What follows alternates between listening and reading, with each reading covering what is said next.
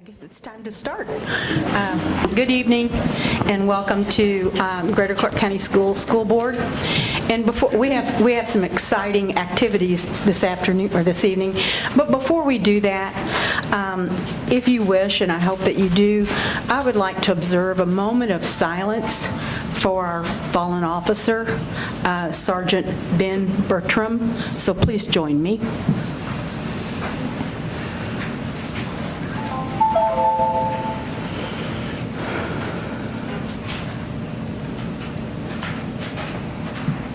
Thank you very much. Okay, normally we call up the principal, but I've been told I don't need to do that tonight. But we have TJ here, and I think it's going to be all student voice, so have at it.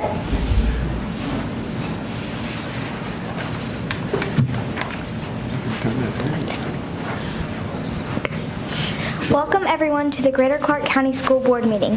Thomas Jefferson is excited to be a part of this event and share with you the amazing aspects of our school. At TJ, we have a rich tradition of teaching the arts. Ms. Cumberledge is continuing that tradition as our music teacher. Please welcome our 5th grade students as they sing the national anthem. Please stand and remove your caps.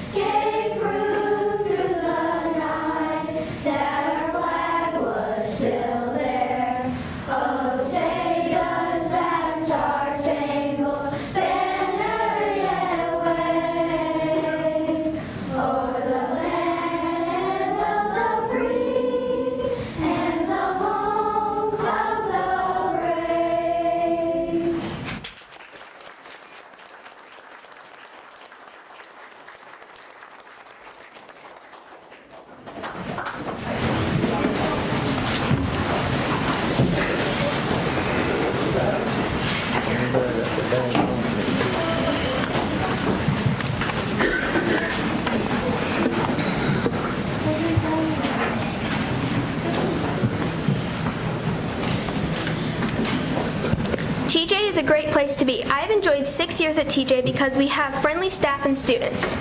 There are opportunities to have fun while learning. Our school makes learning fun. I especially like the pride parties. Overall, TJ is a great school. At this time, please welcome our principal, Dr. Corfidge, and student ambassadors, Evan Shelton and Kendall Curry.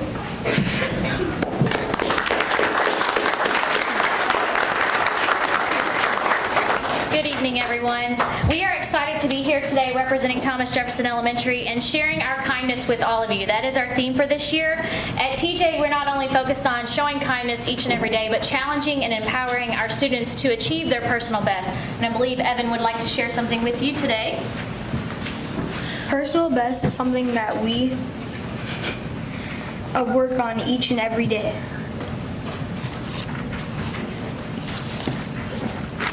We set goals as a class and individually to help us meet our goals. So not only are we working to achieve our goals academically and in the arts as well, we also work on this new aspect of Thomas Jefferson, which are our student ambassadors. So please join me in welcoming in front of you, our students that were chosen through a very strenuous process to become student ambassadors.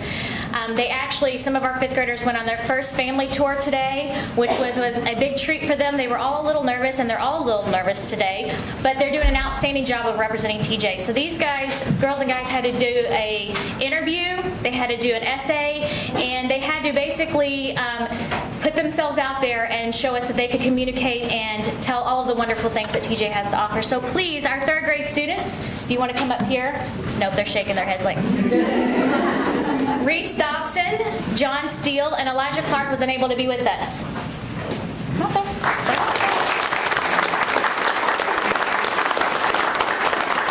Our fourth grade students, Samuel Johnson, Hannah Long, Tristan Cooley, and Addison Turbeville.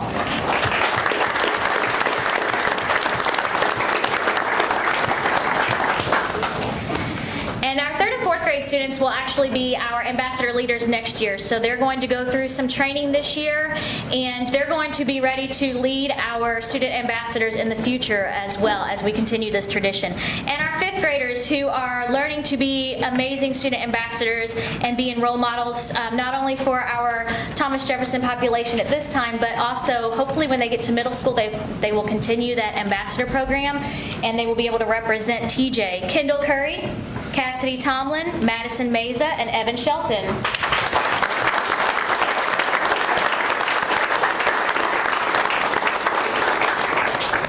So congratulations to all of our 2018-19 student ambassadors, and we cannot wait to see what they have to offer for the rest of the year.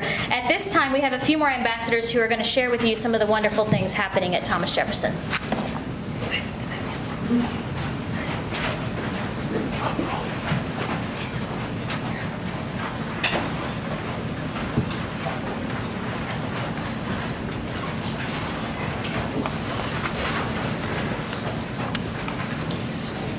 There is no better way to show you the amazing environment we are in daily than through the eyes of us, the students. We leave you today with a snapshot of our amazing community.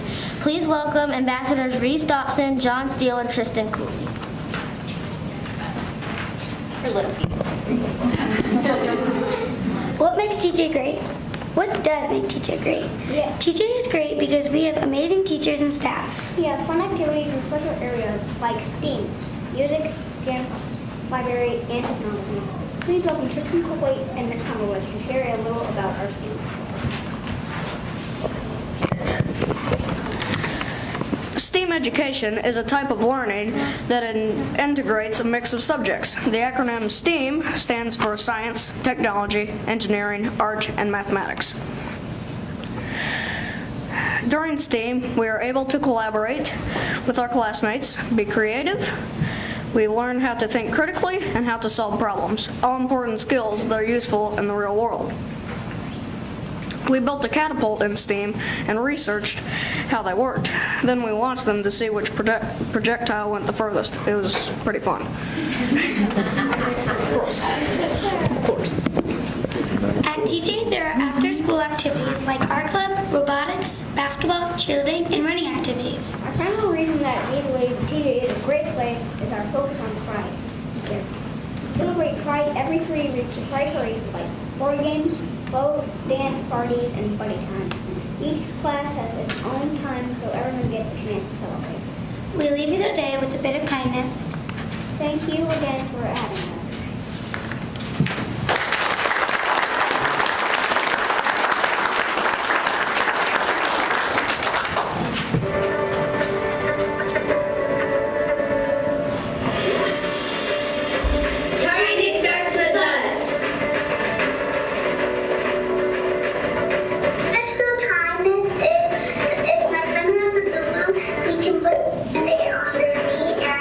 And my little kindness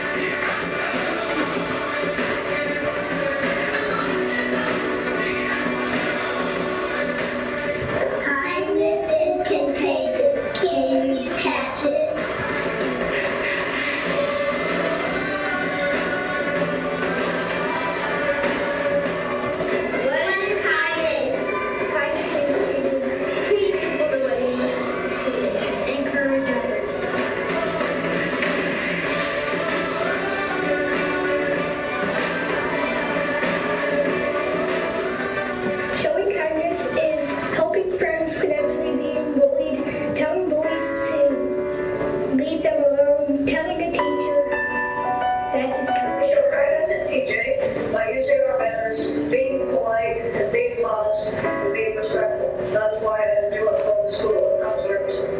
At TJ, we're always up to helping someone, and they fall down and they need help answering a question. And that's why I like it. This is where kindness means. TJ, we just help, and we stand up for others and stuff.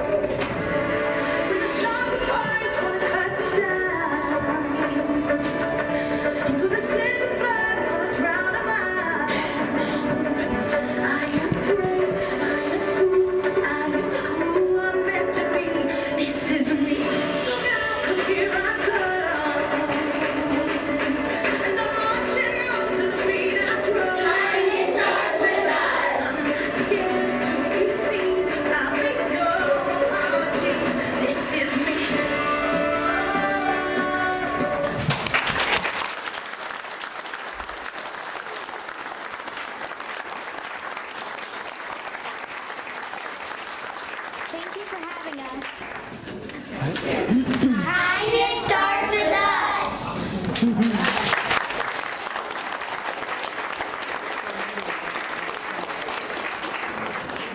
Thank you. That was super totes. Come on in, Miss Kraft. Yeah. Miss Kraft was stopped by one of our favorite things, trains. Glad you're here and safe. I know you'd like to stay for the rest of this meeting, but parents and guests and grandparents and caregivers, if you'd like to leave now, you're excused. There we go.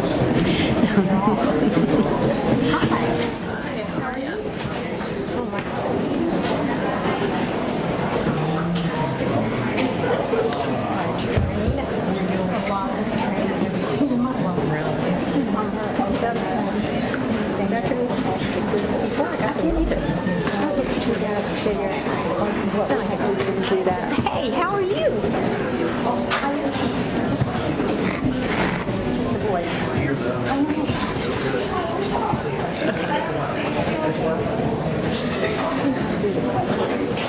I just saw you. We didn't do the pledge. No, we didn't. We did the... Yeah, we didn't do the pledge. We're going to do the pledge. Yeah. Okay, roll call. Would you please show that we're all here now, except for Mr. Pavey? Thank you. And if you would stand with me, we'll say the Pledge of Allegiance. I pledge allegiance to the flag of the United States of America and to the republic for which it stands, one nation, under God, indivisible, with liberty and justice for all.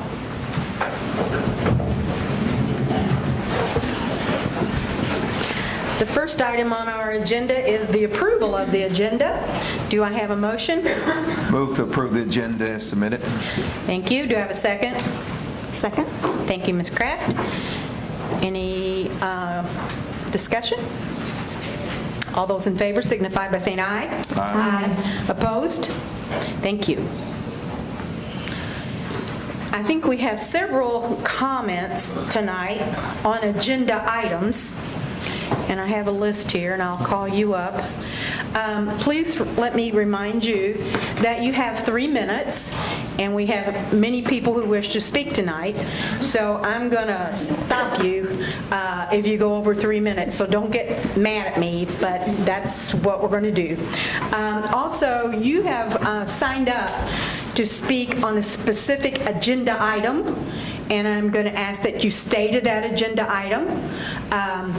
And if somebody has said something that you're about to say, instead of repeating it in the interest of time, just acknowledge that you agree with them, if you wouldn't mind. Is that clear? Yep. Okay. First, I would like to call Phil Ellis, who will be speaking on Spring Hill Elementary.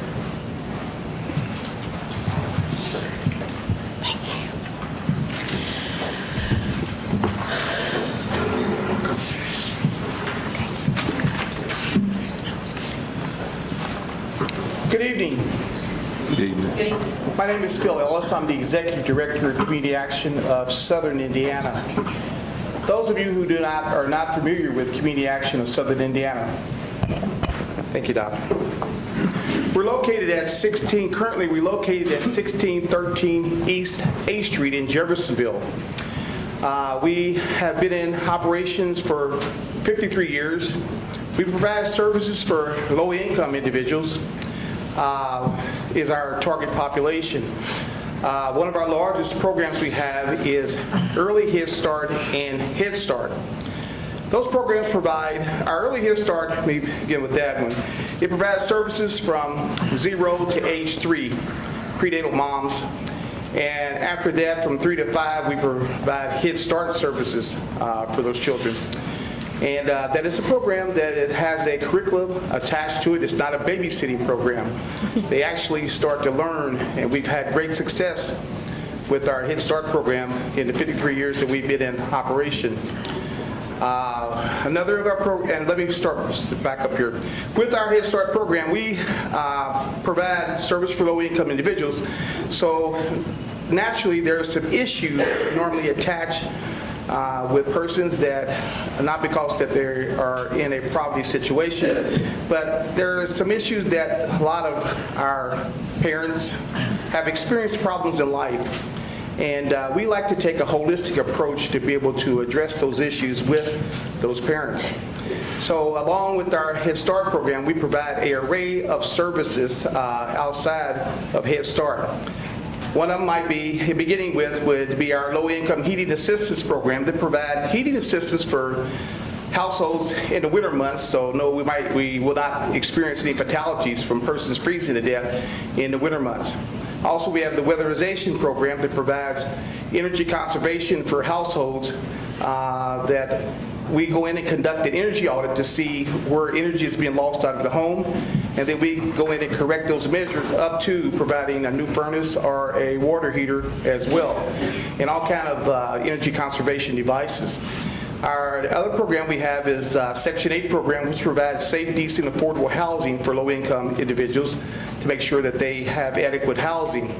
Another one of our program is our micro enterprise program, where we offer small business development to help persons to start or increase their business. And also we have with that is a micro loan program where we offer low income loans to persons that normally cannot receive traditional lending from normal banks. And also we have VITA, which is a volunteer income tax assistance program to help persons with that makes less than $45,000 a year to be able to come and get their Mr. Ellis, I'm sorry, your time is up. Well, that was awful fast. I know. Thank you, but Would you like to finish your comment that you were on? yes, I would, and I apologize for going over. But anyhow, Community Action of Southern Indiana is in need of a home, and Spring Hill School coming available allows us the opportunity to be able to buy those services and bring all of our services that we have into one location. And that's all I have to say. Thank you very much. Our next speaker is Reverend Stokes. And Reverend Stokes, it's 3 minutes. Okay, thank you. I've heard her talk before. Shame on you. I am the pastor of Bethel AME Church. Our church has been located here in Jeffersonville for 176 years. And so we are a stable here, and we're not going anywhere. Right. Amen. With the purchase of Maple School, we would like to offer a child development center, and it's all about the children. Our mission is to enrich the lives of children from birth to adolescence through community engagement, athletics, recreation, and academic enrichment that will positively change the generations of tomorrow. Our motto will be, our commitment, their future. Our vision, change the face of humanity through compassion and love for community. The center will focus on 6 major areas of development: personal, emotional, social, physical, educational, and communication. We will use a creative and cognitive approach to STEAM. You heard about it already, STEAM. And as the young man stated, that's science, technology, engineering, arts, and math, that measures each child's personal growth and development. We will have lead teachers that will be CDA certified. The center will be an innovative place that focuses on STEM and STEAM readiness through concentration on early childhood practices of creative play, educational arts, communication readiness, development best practices, and research-based curriculum will allow for our youngest learners to measurably succeed. The center will have a full-day preschool. By the way, the center is going to be a tuition-based school. We understand how important the early years are to both parents and children. This is a time of remarkable growth when children are experiencing rapid development, learning new skills, and progressing steadily towards physical, intellectual, and social emotional milestones. With that in mind, our curriculum provides intentional guidance and rich experiences that will build upon individual strengths and talents. With our children, or with our child development professionals at their sides, children at the center are assured of getting the care they need, the creative learning experiences they enjoy, and the intellectually challenging opportunities they deserve. We'll also have arts, athletics. You still have a minute. Oh, I still have a minute. 30 seconds. Okay. 30 seconds, I'm sorry. All right. We'll have arts and athletics. No child will be mandated to participate, but they will be available for them. We'll also have healthy eating. The program will promote community gardening, juicing, and food preparation for a better nutritional tomorrow.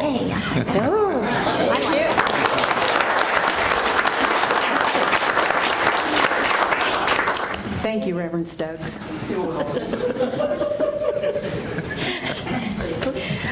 Next is Tiffany Garcia.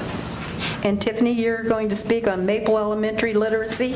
Yeah. Oh, not literacy. Legacy. I don't know how that. I'm sorry. Legacy. Wait a minute. Legacy. Wait a minute. Legacy.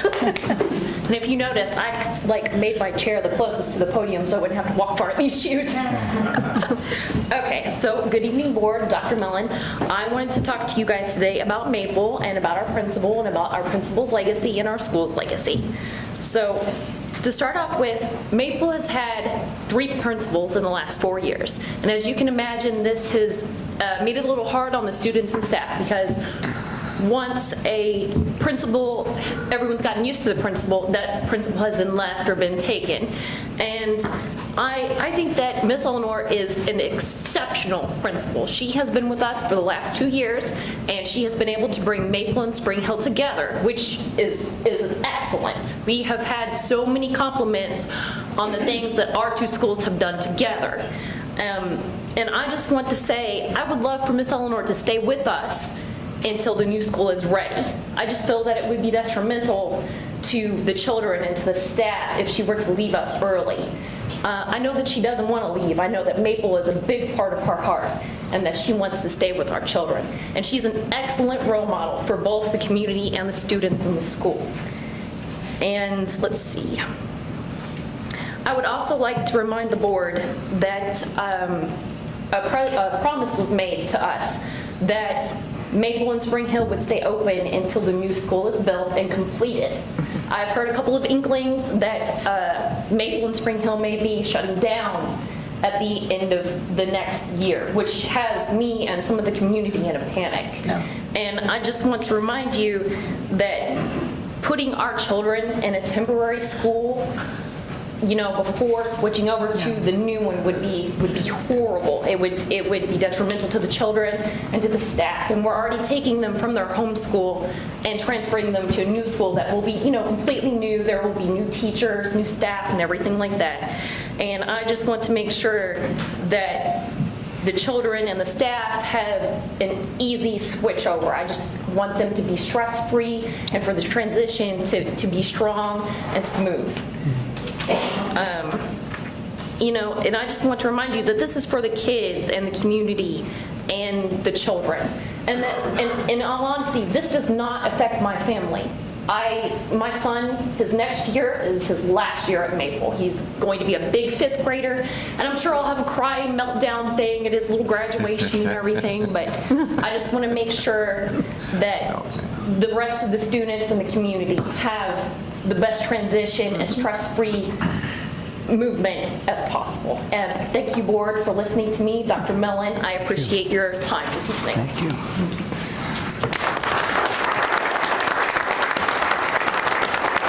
I think Dr. Mellon wants to respond to your... Well, just to clarify the one point. I normally don't respond, but just to make sure, the plan is for the new downtown elementary to be built and open maybe as of January of 2020, and so both Maple and Spring Hill will stay open, and kids will stay in those 2 buildings until the downtown elementary is ready, and then the populations will merge at that time. Just wanted to make sure you heard that. Thank you so much, Dr. Mellon. You're welcome.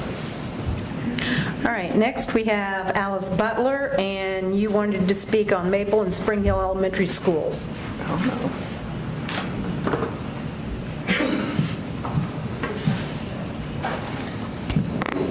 Christmas is a time of giving, and from tonight's agenda, Greater Clark is certainly in the giving spirit. But unfortunately, you're giving away our school properties at far below their appraised value. This, in my opinion, is tantamount to stealing. You aren't giving, you're taking. Taking money from students, from staff, from taxpayers. It's despicable and it's wrong. But you've allowed Dr. Mellon to handle the negotiations, and none of you will have the courage to say no. At least 4 of you will raise your hands in support of these actions tonight. After all, we've been told many times this is not a public meeting, it's merely a meeting held in public. The public can only speak for 3 minutes. You will sit there, but you will not really listen, and you definitely won't respond. You know how you plan to vote before you ever take your seat. This meeting is merely for show. It is fake. This community was torn apart during the referendum, and it has not recovered. The people resoundingly said no at that time, but neither the board nor Dr. Mellon listened. The people did not matter then, and they don't matter now. Where is the accountability? You've issued bond after bond, close to $60 million, yet not once have I seen a beautiful PowerPoint telling you exactly how those dollars were spent or what remains in each bond account. I've never heard any of you ask for a full accounting of the bond dollars, not one. You told us you needed $1 million to put a roof on Utica. We believed you, but no roof was ever put on Utica, was it? You wanted $800,000 for Jeff's High's auditorium. We gave it to you, but you spent close to $1.5 million, yet no one questioned the gross overspending. You told us you need $2 million for the Jeff High radio station, but you issued bonds for $4.5 million, said $1.8 million would go to Charlestown and $700,000 to New Wash. But that's not what happened, was it? And not one of you questioned it, not one. I believe you knew all along that the Jeff High project would exceed the $2 million limit, but you lumped them together as a way to manipulate the law and get more money. New Washington didn't get close to $700,000, not even close. You should all hang your heads in shame. There are countless other examples of waste and abuse. The Marshall Center, the Fetter Center, bloated administrative positions, trips to Marco Island, but I'm limited on time. Christmas will soon be over. The giving will hopefully stop. A new board will be sworn in, and the people will be demanding real accountability. But you see, unlike this board, the taxpayers truly care about the children, and we want all our dollars to go for their benefit. It is time for the waste to stop and the accountability to begin.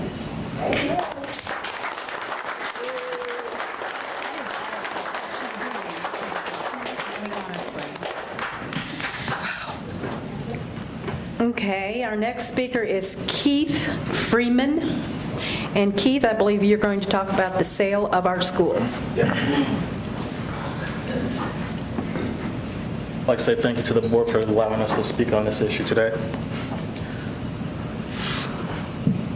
I question the transparency of the sale of both properties. I think they're going for much below their appraised value, but I also question to where that money would be going once those sales are completed.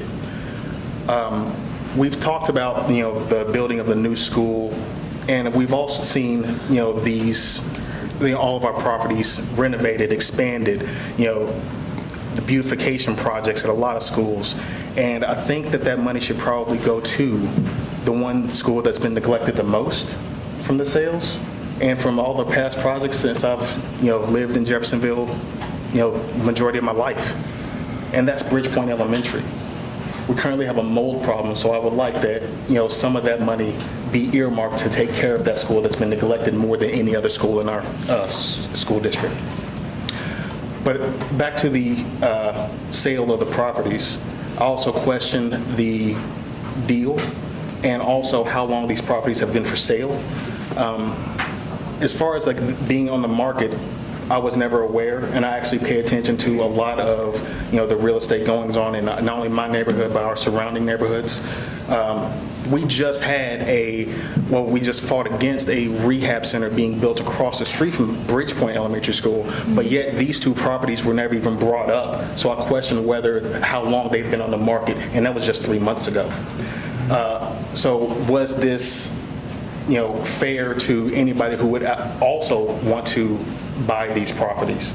Since they're going for below the value and the fact that not a lot of people even knew that they were up for sale, I do question the transparency of the sale of both of these properties.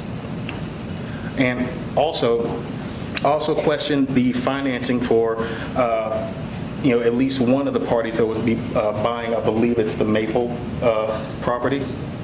We have one community action in Southern Indiana and the other, the Bethel AME Church. I'm not a man of faith, but I do recognize the good that churches and organizations like Community Action in Southern Indiana provide for this community. But I do question why one will have all of their money at closing and have all their financing available while we have a free loan for the other party that's buying the Spring Hill property. So I do question, if we're going to be selling our properties below value, I think that both should basically be on this even keel, the same playing field. And I don't think we should be providing interest-free loans to any organization, at all, not just, a church or a house of faith. Now, thank you for letting me speak on this issue. Appreciate it.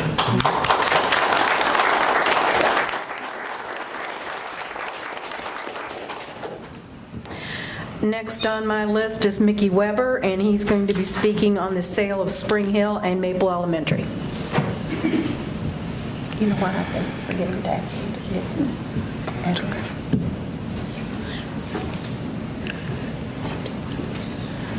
Good evening, ladies and gentlemen.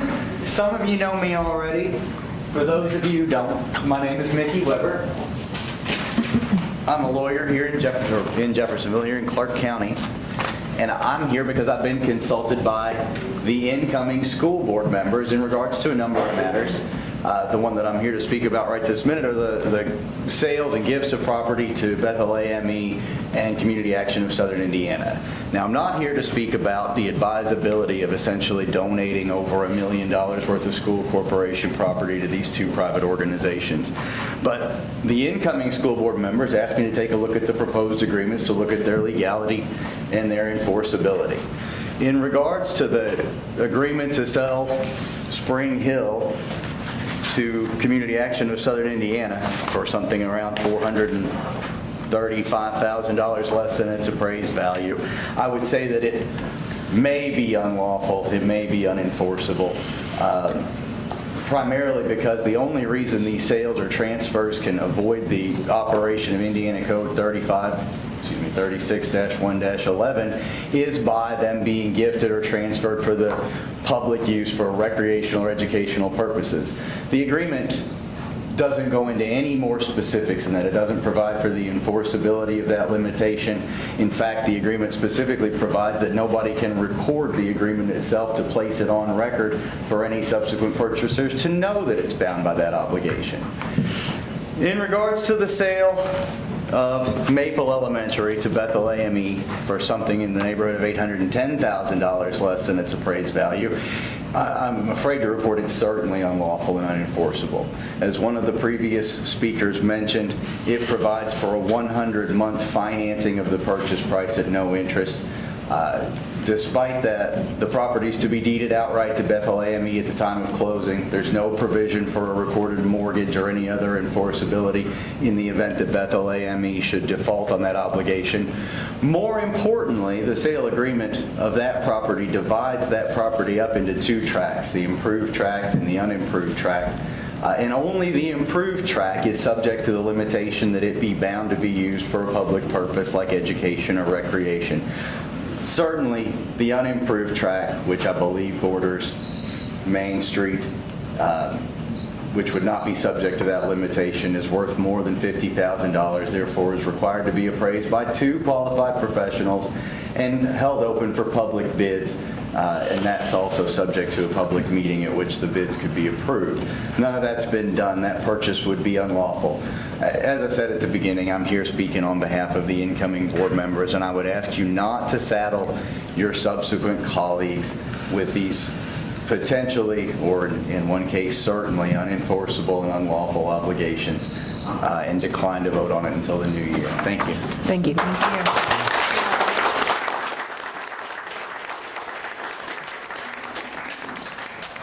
Next is Jennifer Swanson, and I believe you were going to speak on finances of the district regarding Maple and Spring Hill Elementary. I just want to say before I do about this, Charleston's had an emotional week, and I'm so proud of our kids today and in the past week that they have represented respect in the highest utmost respect for not only the officer that passed away, but their families and our school resource officers. So I'm really super proud to see them from kindergarten all the way up. So that's been really Thank you for that. Good for our community we pulled together. I'm Jennifer Swanson. I am a teacher and a parent in this district. I'm here tonight to address the board and the administration about how we've been handling money. Maple Elementary is appraised at $1,180,000, being sold for $370,000. Spring Hill is appraised at $960,000 and being sold for $425,000 if it's approved. I know buildings would not necessarily sell for their appraised value, but I don't understand why these buildings are being offered for sale for so far below their appraised value. The administration continues to hire people from outside our district at high prices. We have highly qualified individuals who conduct professional developments and trainings, supervise projects without extra costs. For example, I just recently met our downtown elementary school project manager who came to the Juvenile Detention Center to talk to us, Chad Shinek. He's getting a salary of $63,000 with a stipend of $12,000. There's no record of that agreement. His position was never approved by this board. That's a lot of money. Another example is a consulting contract tonight for Kathy Wilson for professional development of $2,000 a day plus $1,200 travel expenses for only 2 of our schools. This equates to $250 per hour for her services. In fact, our district already employs math coaches for this very reason, to work with our teaching staff to implement and support our math standards at every level. I'm the teacher at the Clark County Juvenile Detention Center. I'm required to conduct formal assessments with my students. I see students from 5 different counties. Not all of them are enrolled in school, so I have to figure out where their levels are. Every request for support for these assessments has been met with the same response from this administration at different levels. There's no money available. Because I'm not on school property, I would need different licenses because I can't tap into Jeff High or Corn Porter or things like that. I hope my previous remarks indicate that it's simply not the case. I ask that the school board and administration start looking within the greater Clark family to tap into existing skills and leaderships to fill necessary roles rather than hiring outside the corporation. And we need just to make better or make wise financial decisions going forward. So the teachers that have needs, and I have a unique need, but we have needs, the parents have needs, we don't have money. We keep hearing there's no money. But if we're selling things for so cheap, we're just giving things away. It just doesn't make sense. Thank you. Thank you.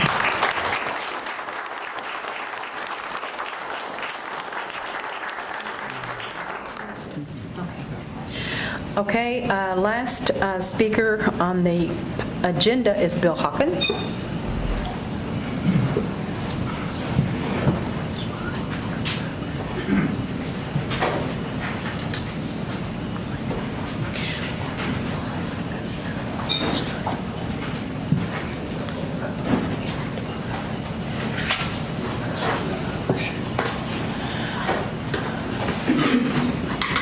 name is Bill Hawkins. My permanent address is 404 Bell Street, Bethlehem, Indiana. I did catch that I was supposed to do that. And I forgot to tell you. Thank you, Bill. My mom still misses your visits, so I appreciate that. I'm here to speak on the sale of the 2 properties also, and I hope it's probably a little bit more positive than perhaps I've been in the past on some things. The holdover clause 1.7 in the contracts is there's no penalty for Greater Clark overstaying the sale date, which is July 1 of 2020. Core Construction has already told us that there are 3 months past their original contract deadline of January 1, 2020. That's the contract. the Gantt schedule that they handed out 2 days after the contract was approved. So they're 3 months past their contract. The site that they're going to be building, the new building part of the downtown school, is a fill site. They have already been telling the contractors that they don't know what's there. They have no idea. The Corps have not gone, they have not done the borings to find out what's there because they don't trust doing it. Therefore, it's very likely they're going to hit products there that they're not going to support the foundation, and they're going to end up having to pull out dirt, pull out something to put back in fill to be able to withstand that. That's going to take more time. So therefore, it's very likely that they're going to go past the July 1, 2020 date. If they do, then we're going to need to either keep the kids in the school or we're going to have to find some place to put them come August 8th. And my contention is that neither Bethel nor CASA is going to be looking really forward to us staying over. Now, there probably are agreements that say that we can do that, but how long can we do that? And let's figure out how much it's going to really cost us to do it or how much it's going to cost them to do it. And we need to put that into the contract. It's not there now. It's just Greater Clark can stay as long as they want. And Greater Clark might try to do that, and I'm sure Bethel or CASA are not going to be happy with that. The next issue is that what happens whenever we get more classroom space that we need. Mayor Moore has told us repeatedly that downtown is growing, and it is, and we're going to need more classroom space. We can't build more classroom space at that space right now that we've picked for the downtown school. It's just not available. If we continue on to need more classroom space, where are we going to put it at? We will have sold 2 properties that we own the property on that we could build on if we wanted to, or we could remodel. I contend that it'd be better off for us to lease the properties to CASA and Bethel for $1 a year for 10 years. After that, then if we want to, we can take it back, or they can take it back and they can buy it at that point in time. I would recommend that you not sign these contracts tonight. Thank you.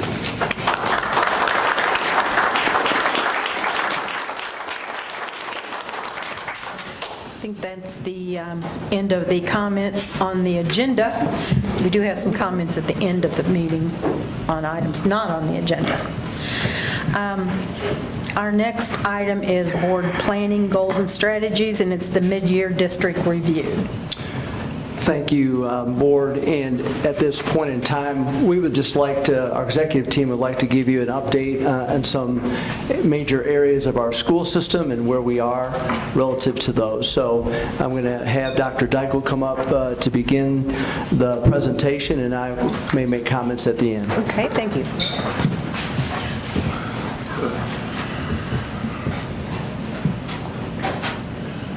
Good evening, Board.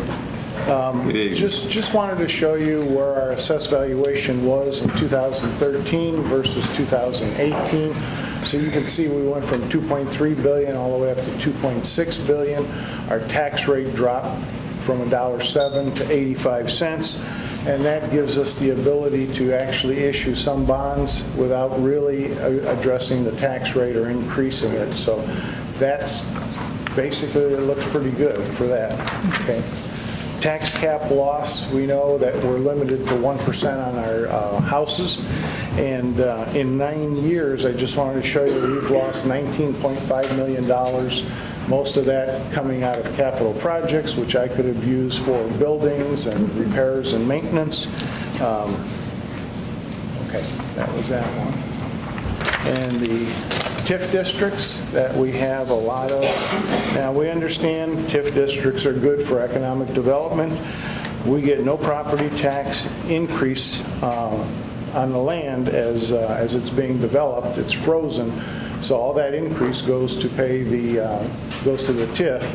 And therefore, our option is really to bond. If we are able to gain the $687 million in our assessed valuation, our tax rate would really tumble. Okay. Outstanding bonds. As when June 30th, 2012, just a comparison, the holding corporation principal, that's all the bonds that were issued, was $96,588,000. GO bonds of $4.5 million and common school fund loans of $2 million. So we actually had $103 million outstanding in bonds in 2012. Fast forward to 2018, we're at $101 million in the holding corp, so we're $5 million higher. We're $1 million less in GO bonds, and we're about $2.5 million higher in common school fund loans. So in 6 years, the principal gained $6 million. We've done a lot of work. We've issued a lot of different bonds. We've paid off Riverside and reduced the high school bond principal by $23 million. The $109 million also doesn't include the new elementary because that won't hit the tax rate for another year or so. Okay. And on the facilities, we need to reestablish the facilities tactic team. We want to review the status of all the buildings, and then this tactic team will make recommendations to the school board as far as what year to start projects, hire architects, amount to bond, and cost to the taxpayers. We'll present all that. In our facility update, projects completed or nearing completion. North Haven open concept, that's basically done. Charlestown Middle and River Valley Middle School open concept, those will be done by the end of the year, 12/31. Paul Fetter renovation, the majority of that work will be done by 12/31, and then it'll be our IT people to install the rest of the stuff. New projects started. We have the downtown elementary school. We have Parkview HVAC design, that's in process. Bridgepoint HVAC, the hallway design, and that's also in progress. So that's that.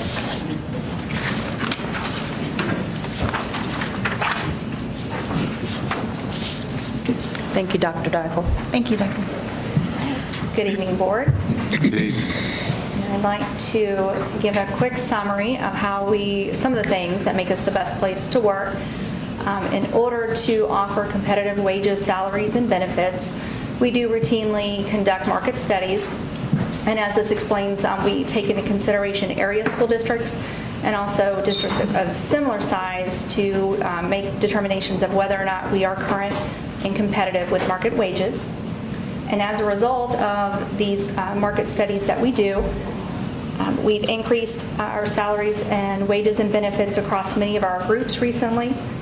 You can see the cafeteria group did receive an increase on the hourly rate for our cafeteria employees and an increase to the annual salary for those managers. In our district clerical, both our accounting and secretaries also received an increase in their hourly rate. Custodians, we also negotiated a 3-year contract with custodians to increase their hourly rate and offer a perfect attendance bonus. And our health assistants also received a 2-year contract with an increase in their hourly rate. Paras, again, we've increased their hourly rate and also offered increased pay for situations in which they are covering classrooms. And our teachers, last year we negotiated a 2-year contract where their increases totaled approximately $2.7 million. Most recently, we did negotiate a reopener where those eligible teachers did receive a salary level increase, and then those at the top of the salary range received a stipend. For those employees who participate with our health insurance program, we have a health and wellness center. That wellness center offers appointments 6 days a week. Our staff includes 1 physician and a nurse practitioner. Services include both acute and chronic care. Those services include office visits, lab visits, and many prescription drugs, and those are all offered at no cost to our employees. And these are some numbers showing how our utilization of the Wellness Center has increased over the years. I'll just point out that the numbers for 2018 are to date, so we've not yet finalize those numbers, but we expect to exceed as we've seen that trend over the past few years. We also offer a wellness program for our students. We have a Telemed Program. Wellness for Life is paying for this program at both Charlestown High School and Jeffersonville High School. It's saving our district about $160,000 a year. Wellness also provides the equipment necessary for this telemed service. The nurse practitioner at Wellness for Life can then log in and visually see the school nurses and the student in order to make a diagnosis. Antibiotics are then distributed at the clinic, or a prescription is given. Thank you. Thank you. Hello, good evening. I would like to share just a little bit of information about our Academies of Greater Clark as a mid-year update, and then also our Pride program. First of all, with the Academies of Greater Clark, all good initiatives start with great professional development, and in order to get the academies implemented, we had to first set our sights on making sure that our staff was trained in both project-based learning and highly effective teaming. And these graphs can show you where at the elementary, middle, and high school, and then as a corporation itself, we are in training 100% of our staff. Clearly, the high school is going to have the most folks trained since we've been implementing those to the fullest ability with the implementation there at the high schools, but then also moving down to middle and elementary is where we'll be headed next with both of those initiatives. Also, we've had 3 other items on our agenda to make sure that those academies are implemented appropriately. One would be our student ambassadors, which you saw the school this evening have their elementary ambassadors. Our high schoolers were trained at the end of last year, and then we were able to work over the summer to plan how we would train our middle and elementary. And elementary is what you saw with us today. Those students help us run our steering meetings, which are held 4 times a year with 180 business partners that have invites to be able to come to those and partake in monitoring how our tactic teams are doing and how the implementation is going. So within that, we are working to have those be student-led, which is the picture that you see to the right, and truly give those students an opportunity to learn those transferable skills that they'll take with them in the future. They've also, as I said, been involved, the high schoolers have, in training our elementary and middle schoolers. And as you heard the students today, we really want them to become experts in each of the buildings that they're in and truly understand what is offered in each of their schools so that they can be good ambassadors to folks that come to the building and then also go out and share the great things that are going on within those buildings. Business partners. We are working on our academy and pathway sponsors, and we do have many of those secured that help us fund our academy implementation. We also are reconnecting with our previous partners that were partners with us under the old college and career title, as you may have heard, just to make sure that they truly understand the differences in what the state was leading us toward previously and then where we're going in the future and how they can reconnect and re-up those commitments to us on whether they would provide job shadows, focus field trips, internships, teacher externships, or even coming into our classrooms to provide that expertise. And then last but not least would be our advisory establishment. In each of our academies, we want to make sure we have established an advisory that consists of students, teachers, parents, administrators, business partners that are experts in that field so that they can come in quarterly and be able to help us in looking at that curriculum and making it both rigorous and relevant so that we're able to solve real-world problems through those academies with that career focus. And we're looking to have those trained by May of 2019 and then have those fully in place by the fall. And now we'll talk a little bit about our Pride program. We have several items in our Pride program we're attempting to establish this year and make sure and work toward. First of all, we had the SET evaluation, which is our school-wide evaluation tool to analyze exactly how well our implementation is going in each of our 20 buildings. And we will continue with that in all schools, visiting in the fall and then again in the spring to give them feedback so that their committees can work on having data-driven decisions and how to run their Pride programs. We also, this year, added the components of the work ethic certificate into that SET evaluation. It wasn't there before. It's a different tool, but we were able to adjust that a little bit this year so that we were able to give them feedback on how well the 5th and 8th and 12th grade students know and understand the work ethic certificate and what it means to them. We also have made some revisions to our work ethic certificate criteria so it would bring consistency across all settings, and by that we mean from 5th, 8th, and 12th. And you can see the table to the right of the items we're working on, and it just was able for us to bring the grade point average in line, and then also the signatures of staff that are going to sign off for those students in 5th, 8th, and 12th grades. Next, we're going to work on, or have been working on, norming those pride scores. In other words, a 0, 1, or 2 is given to each student on how well they're meeting those expectations of pride at the end of each quarter. And we just wanted to make sure, as we have turnover of staff, that we are staying true to that with making sure that we start with that 1, and then a student is moved up or down based on that pride rubric, so we don't have some schools starting with a 0 and working up, or a 2 and working backwards. So just with turnover of staff, it always is a good thing to continue that norming process. And last but not least, we want to make sure that we're norming our pride expectation posters.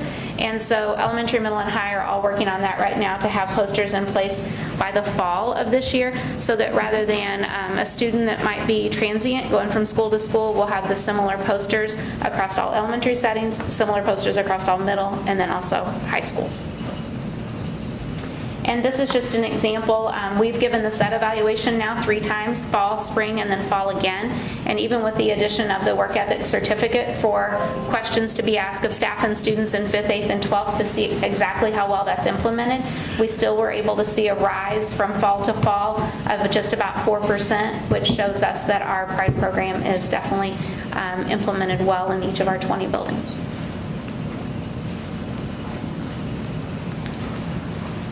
Good evening.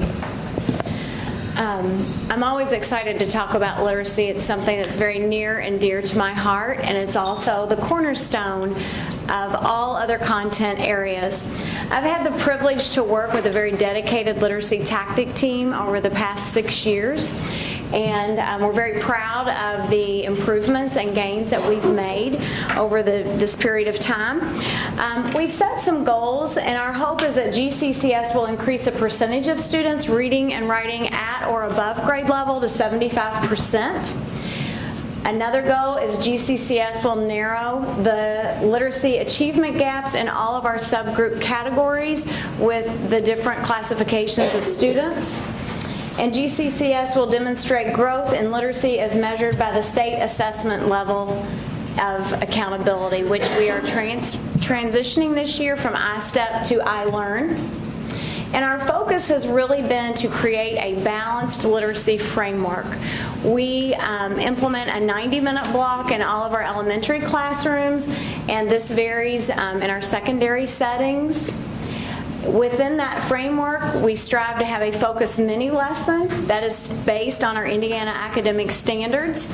We also cover word work, which includes foundational standards, phonics, fluency, and vocabulary.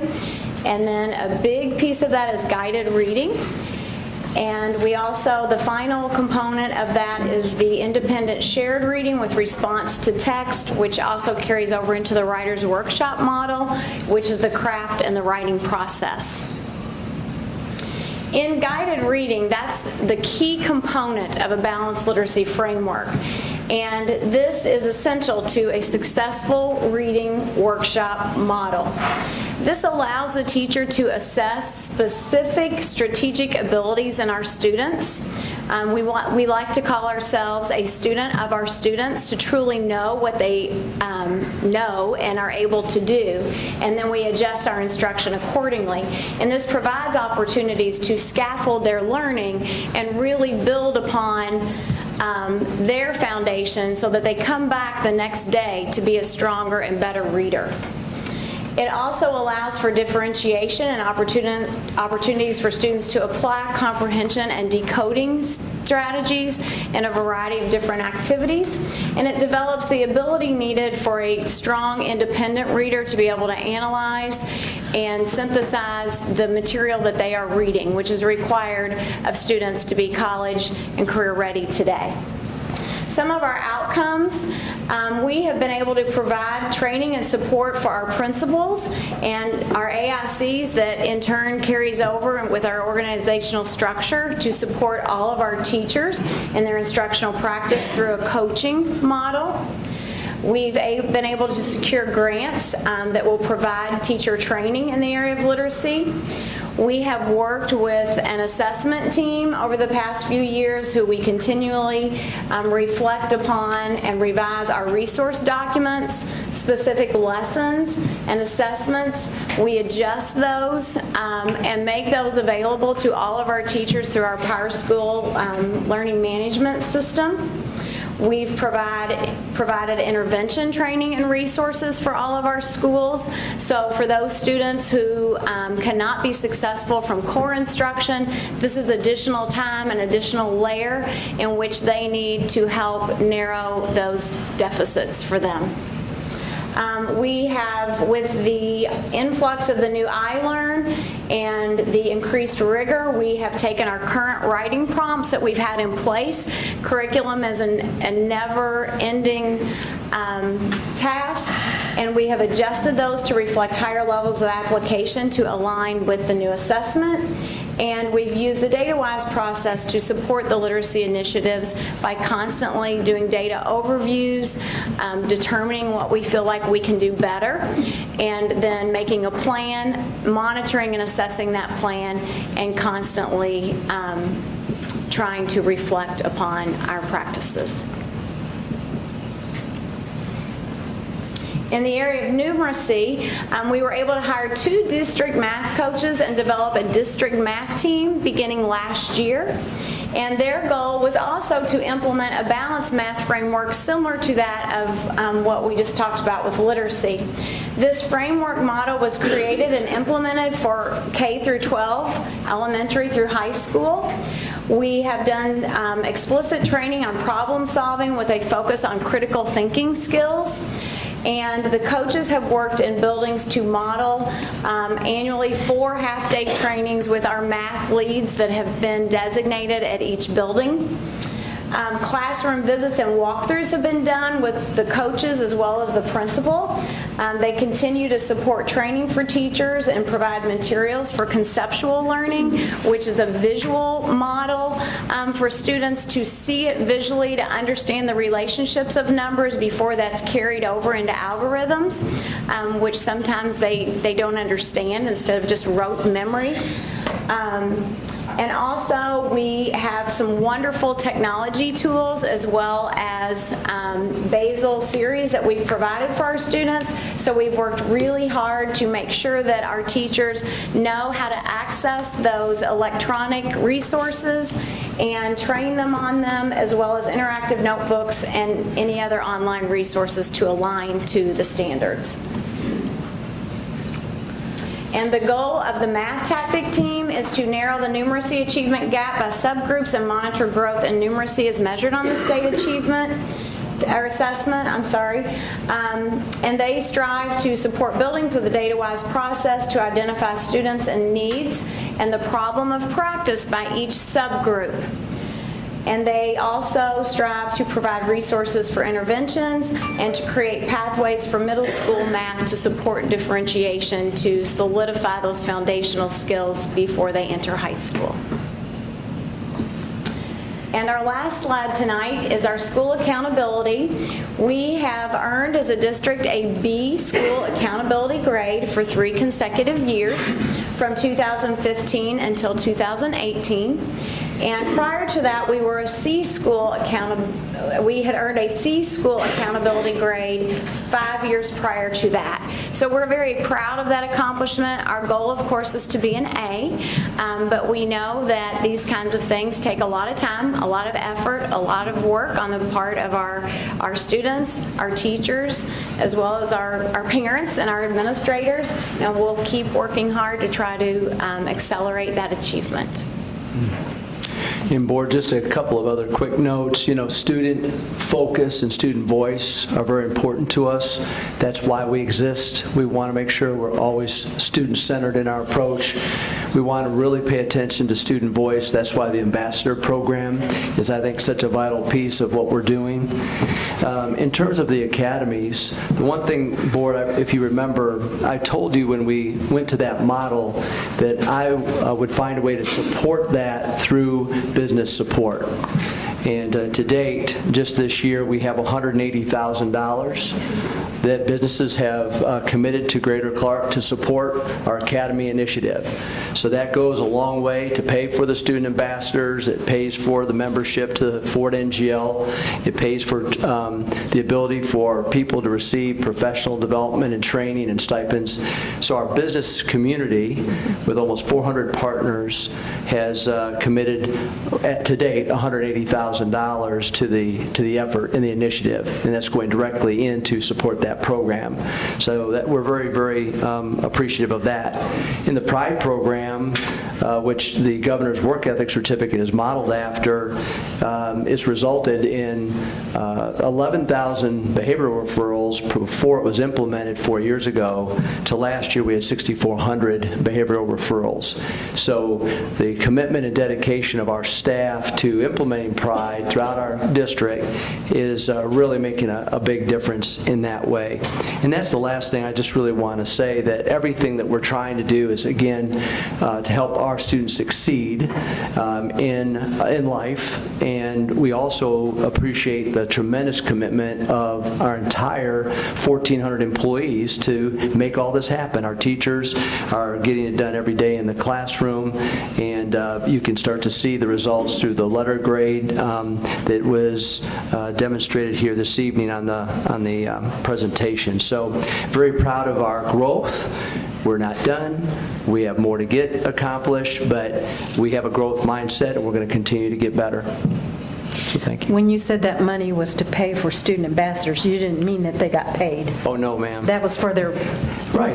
their little vests and their little coats. And We train them. We purchase the blazers so that when visitors come into school, they have the blazers on, so that they're a great representative of the school and of the district. As I said, we do train them as well, and that's just one piece of the investment. You know, we have an entire budget that we've established, and we've made sure that we've raised the dollars necessary to make sure that the general fund isn't impacted by that. Thank you. Thank you for the report. Very thorough. Any of the other board members want to make a comment or? Okay. Thank you. Next, we have our we have no policy review tonight, is that correct? Okay. And then we have a budget report, and that's Dr. Tom Dykle, please.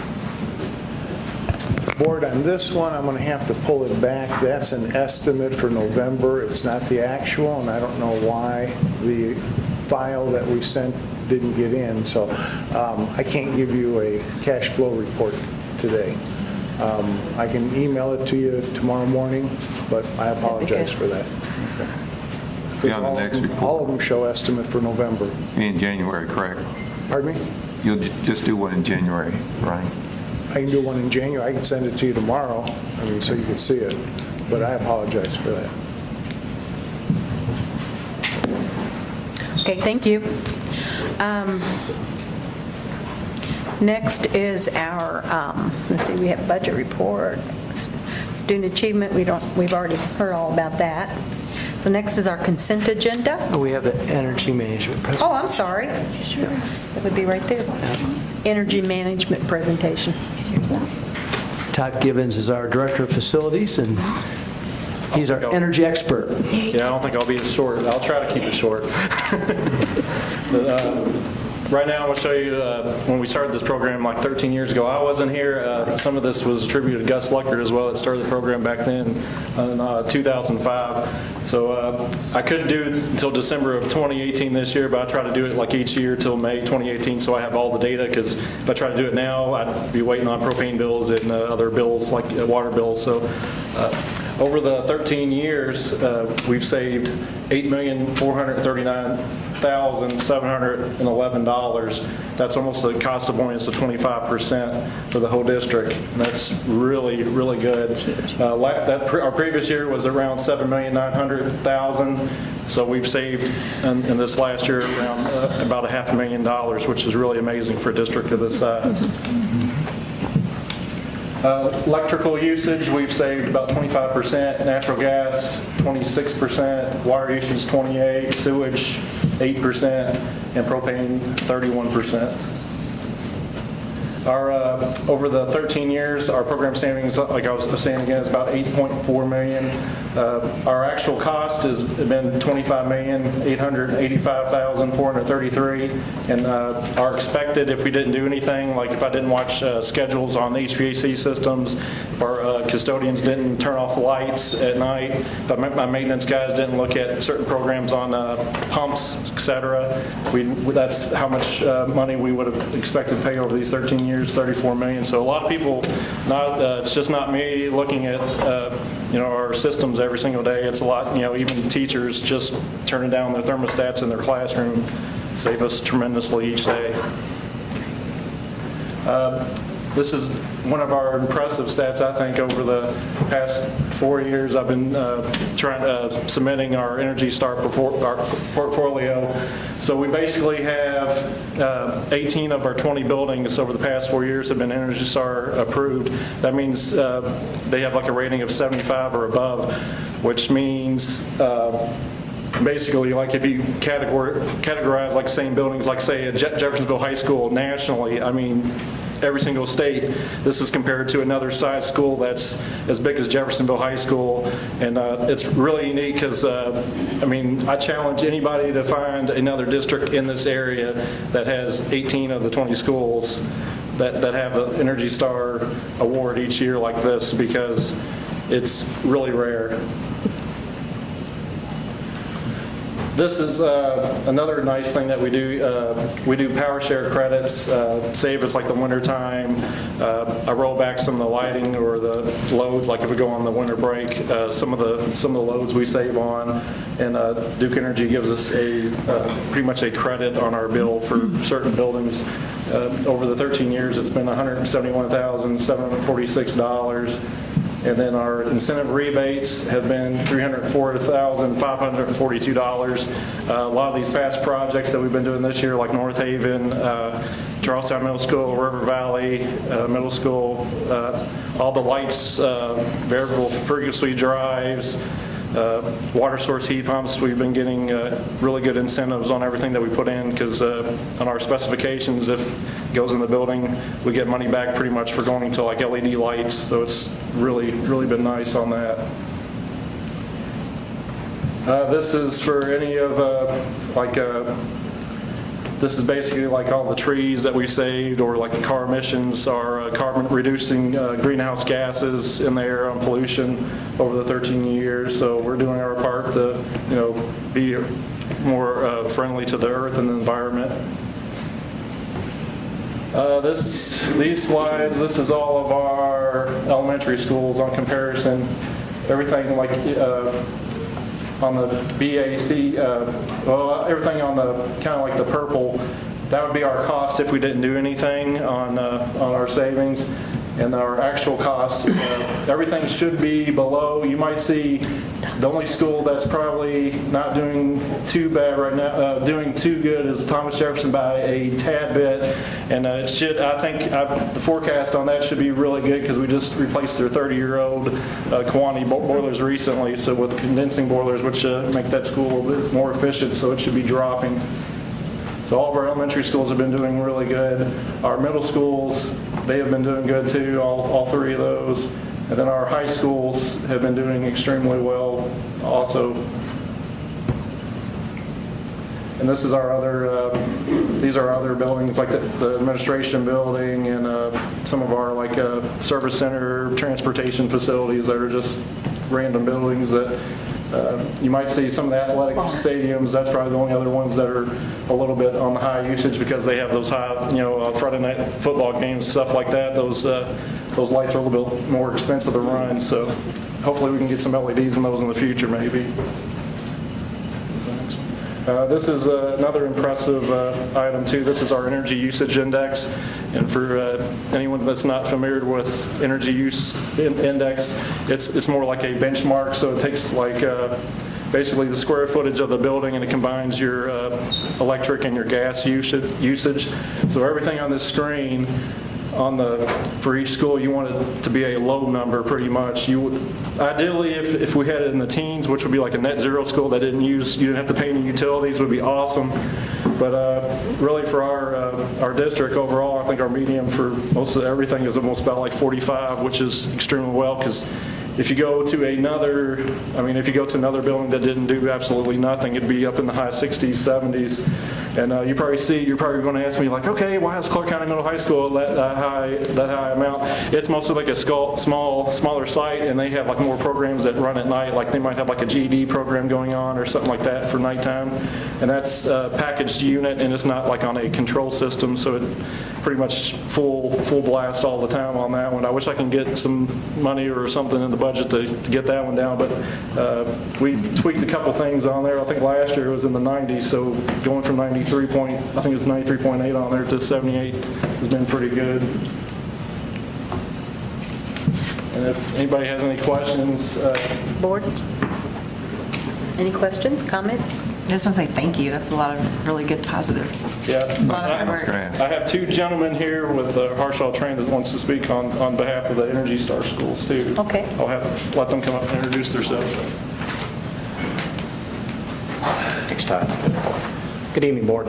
Thank you for the opportunity to speak. My name is Clayton Smith. I'm an account executive with Harshaw Train, and so I get the opportunity to work with your facilities team on a monthly basis on the performance of your building. So, since 2010, Greater Clark County Schools has partnered with Harshaw Train to maintain visibility to the energy consumption of your facilities and to leverage the performance data from your building automation systems to improve the learning environments through a program called Intelligent Service.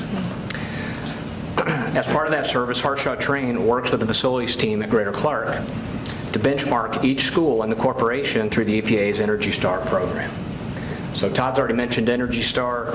Most of us are familiar with Energy Star for appliances. But for those not familiar with Energy Star for buildings, there are literally thousands. There are roughly a little over 55,000 schools across North America that self-report on an annual basis to Energy Star. And they do report their square footage of energy through that tool set. Now, to earn the distinguished label of being certified as an Energy Star building, you must score at least a 75. And that is on a 1 to 100 scale. So, in essence, if you achieve Energy Star, you're operating better than 75% of your peer group out in the marketplace. Now, Energy Star is not just about utility use.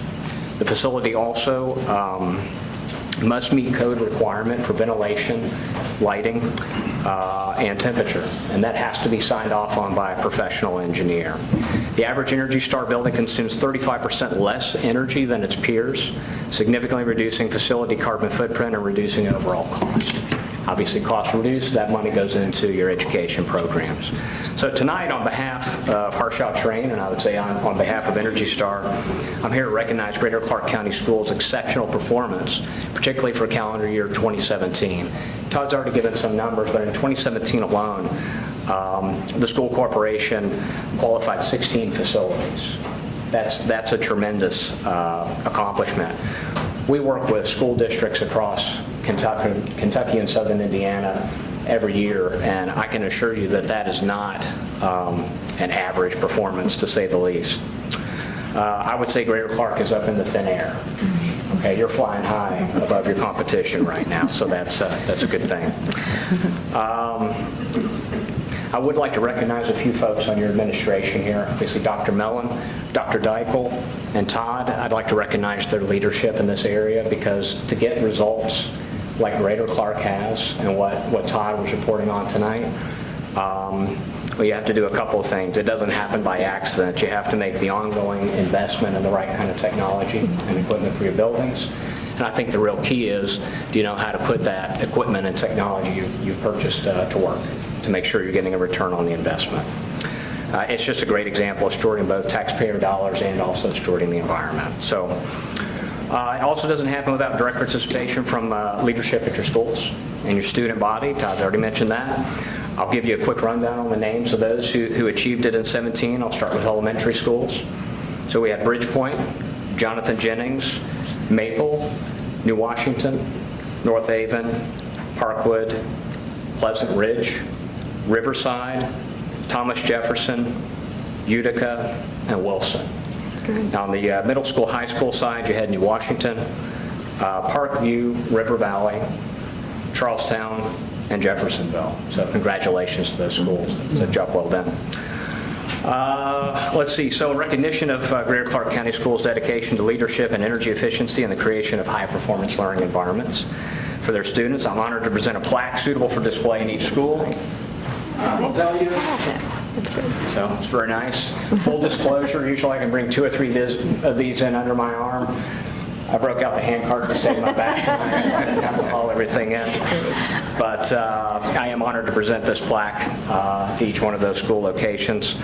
And I'm going to leave these in the very capable hands of Todd Gibbons, along with Mounting Hardware, and display those appropriately at the school. So thank you for your time this evening, Board, and congratulations. Job well done. Thank you. Thank you.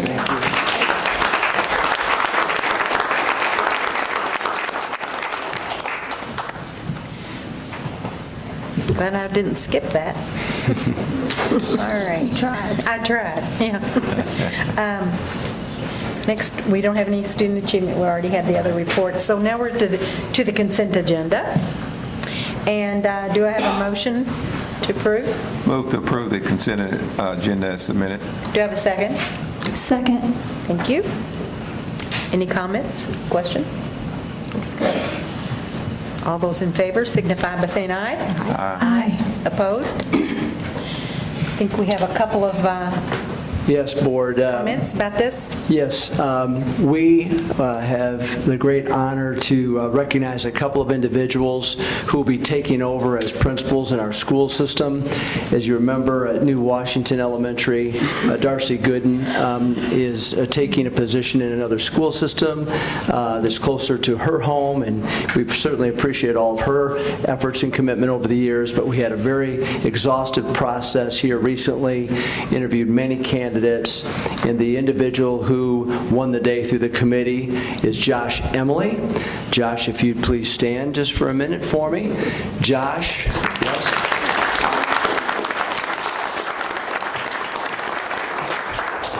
Josh is a longtime teacher at Utica Elementary. He also transitioned to New Washington Middle High. He was a dean, an assistant principal, and athletic director.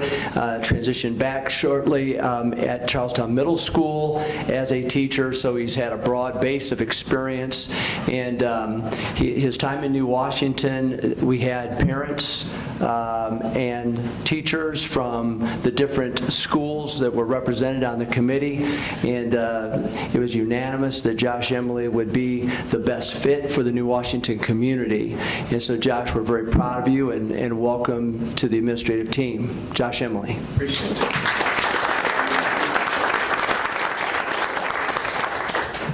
And then the downtown elementary, obviously, we're in a process where the construction is starting on the new downtown elementary. We went through a process there to interview for the new principal position at the downtown. Again, we had a committee that was comprised of teachers and parents, as well as central office staff, and the unanimous choice of the committee was Verenda Cunningham-Lester, who, please thank you, Verenda.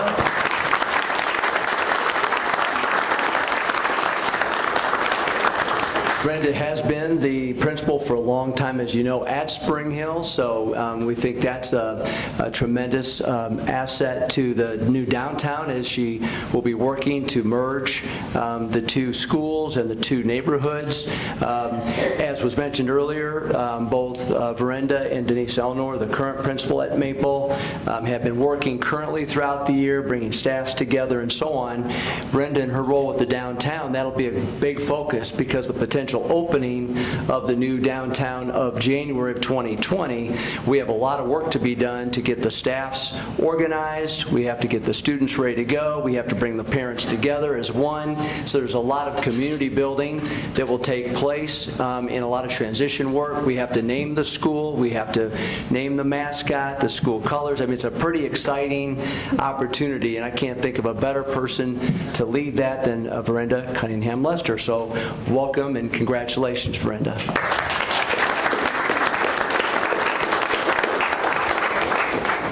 Thank you, Board. And Verinda, when I was coming here tonight and I drove past the site of the new elementary, the fences are up. The big fences are up, so they're heading down the road. It was kind of exciting. Okay, gifts to buildings, and Ms. Zolman, would you please share those with us? Yes, I will. This is gifts to buildings, and we have $2,452. And these are the people that were involved: Charlestown High, Charlestown Middle, Jeff High, New Washington Elementary, New Washington Middle High, North Haven, and Parkwood. And I make a motion to accept the gifts to buildings. Thank you. This is the last one for me. I know, I know. Got a second over here. Okay. Any comments? Just one. I am still impressed with New Washington. They are always on the list, and sometimes just leading that list. So we want to thank those individuals at New Washington for continuing to support that school. Yes. Thank you, sir. Yes, they do. Any other comments? All those in favor signify by saying aye. Aye. Opposed? Thank you. All right, that gets us to our action items tonight. Our first action item is the Tax Anticipation Warrant Bid Award. Yes, we do this every year around this time. We have to borrow money because our taxes, property tax money doesn't come in until June and December. So we actually bid out education fund for $2.5 million, which was the old general fund starting in 2019. The operation fund for $4,765,000, and that was the old transportation, bus replacement, and capital projects. And then the pension fund and a debt service fund. So we're bidding out $9,470,000. We had 4 bidders. The lowest one was PNC Bank from Louisville at 2.57%. So we're asking permission to award this to PNC Bank at their low bid. Thank you. Do you have a motion? I'll make a motion that we give PNC Bank the low bid.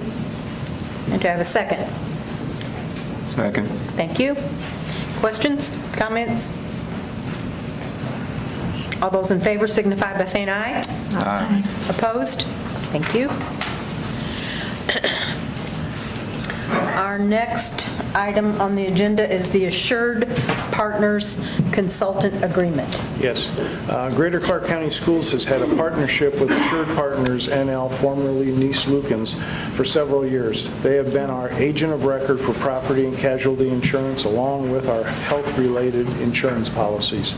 We are asking to hire Assured Partners NL on a 2-year agreement as an insurance consultant for $45,000 per year. They will investigate, evaluate, and make recommendations on our various insurance policies to our insurance committee. There will be no commission earned by Assured Partners NL on our related health insurance policies, and we will pay them directly for their services. There will be an automatic renewal for another 2 years unless we notify them 120 days prior to the renewal. This consulting agreement will commence January 1st, 2019 and end on December 31st, 2020. The contract has been reviewed by Mrs. Geltmaker, our general counsel, so we're asking permission to hire Assured Partners for the next 2 years. Do you have a motion? Move to approve the Assured Partners NL as the property and casualty insurance consultant. Do you have a second? Second. Thank you. Any comments, board? I just have one question, and I apologize, Dr. Dykle, that I didn't get this to you via email ahead of time. So the insurance committee, have they discussed this in their last meeting? I was unable to attend, so, and they're in favor of the contract? Yes. Okay, all right, thank you. Any other questions or comments? All those in favor signify by saying aye. Aye. Opposed? Thank you. Thank you, Dr. Dykle. Okay, next is a lease agreement with Metro United Way. Thank you, Board. And that's Ms. Geltmaker. Thank you. Back on December 6th of 2016, this board approved the donation agreement for the Federal Center property, formerly known as the Clark County Auto Auction. We've been renovating this property for use as a professional development and learning center. Metro United Way is interested in leasing some office space in the center for their Southern Indiana location. We're glad to be able to accommodate their needs. This lease agreement includes 3 office spaces. The initial term will be for 3 years, beginning February 1st, 2019 through January 31st of 2021. Metro United Way will pay $1,500 per month each month for those 36 months of the lease. At the end of the initial term, Metro United Way is hopeful that they will be able to enter into a longer-term lease with us, as they do desire to have a permanent presence in the Fetter Center. And Board, if I could just add that the Fetter building, we have one conferencing area with about 48 seats. We'll have another piece of the property that will have the ability to seat over 200. And it would be our plan. You've already approved a fee for utilization of that facility for any of our partners in our community that would be interested in coming in. So it will be a great conferencing site for not just Greater Clark, but also for many other business partners from around the region, and many have already shown interest. And so with the United Ways sort of being there as a foundation, then others come in, I think there's a chance that on an annual basis we'll be able to bring more dollars in to the district as a result of that facility. So we appreciate the Fetter family's gift, which was very generous, but we're also utilizing it to continue to benefit not just our district, but the community as a whole. Thank you. Do you have a motion? Did I already do a motion? No. Do you have a motion? So moved. Do you have a second? Second. Thank you. Any comments or questions, Board? None. All those in favor signify by saying aye. Aye. Opposed? Thank you. Thank you, Board. Okay. Next item on our agenda is the Spring Hill Elementary Purchase and Sale Agreement with Cassie. Thank you. Board, back on July 5th of 2017, this board approved the Jeffersonville Elementary School Transition Plan, where Spring Hill students would transition to the new downtown elementary school in 2020. We did promise our community that we would sell our buildings to a reputable entity that our community respected, and we believe that we've done that with Cassie, and you heard from Mr. Ellis in public comments. Cassie is a 501c3 entity, and that is, it's a not-for-profit corporation that has been created for both an educational and recreational purpose. And you heard from Mr. Ellis on some of the services that Cassie will provide to our community families and students. But just to summarize, some of those programs include the Head Start, Early Head Start, energy assistance, weatherization assistance, housing vouchers, income tax assistance, health care, navigation assistance, family development and crisis help, minority health initiatives, and a grassroots family life academy for youth. The purchase price for this property is $425,000. This will be paid in full in cash at time of closing.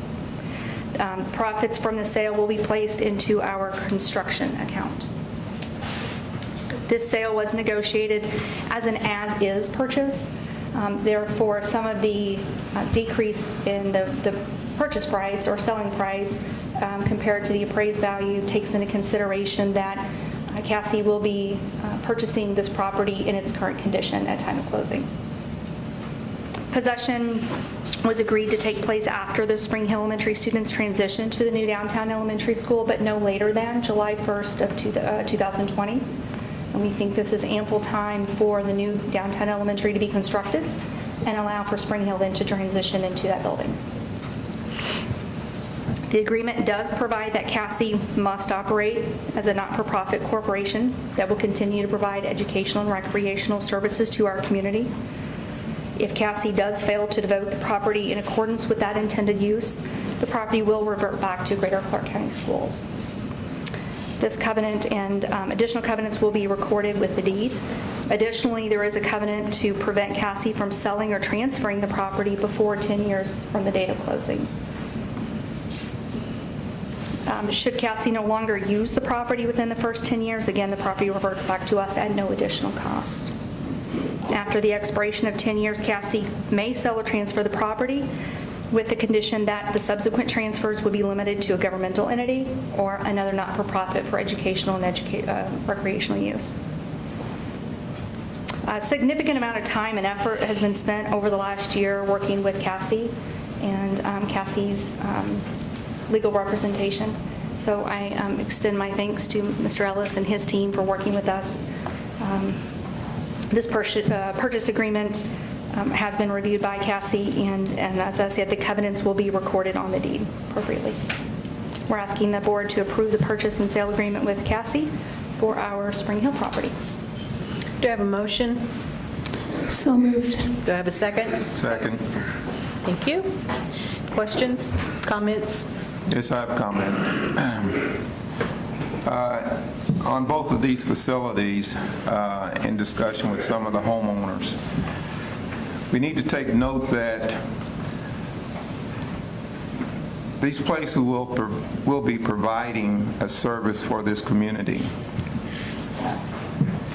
based upon their ability and the amount of monies that they can put to even renovate these properties. The thing that we don't want to get into is, I heard comments that we should get more money. If we have put these buildings up, other buildings up, and they have sit there for over 20 years. You say, well, like what? Well, we sold to the city for $1. The commercial building that resides on Franklin Street has been there since I left in 1984, which was up for sale. No one wanted it.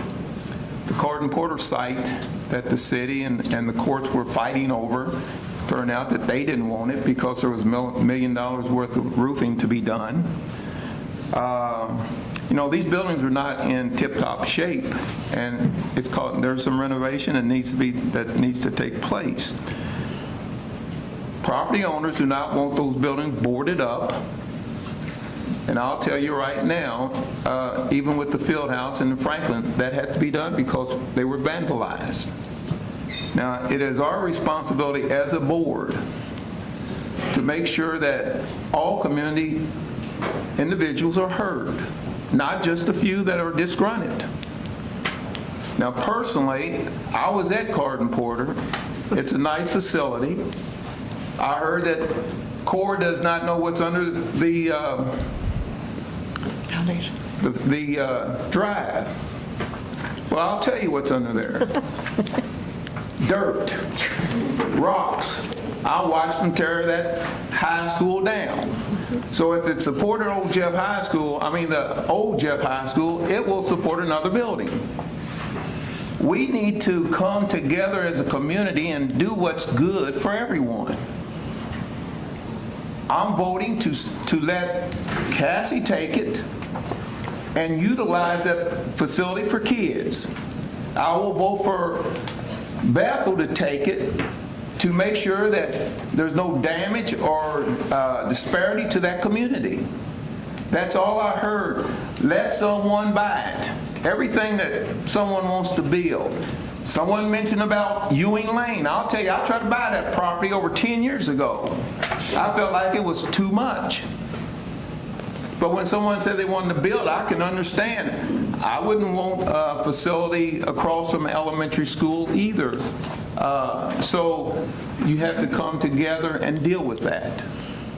See, I like it that you come out because, see, if you're concerned, we can hear it. There's comments that me and this lady just came on the board and some things were done. It's not for me to come in and tear it up. It's to look and see the rationale and do what's right. That's my comment, and I want to thank you.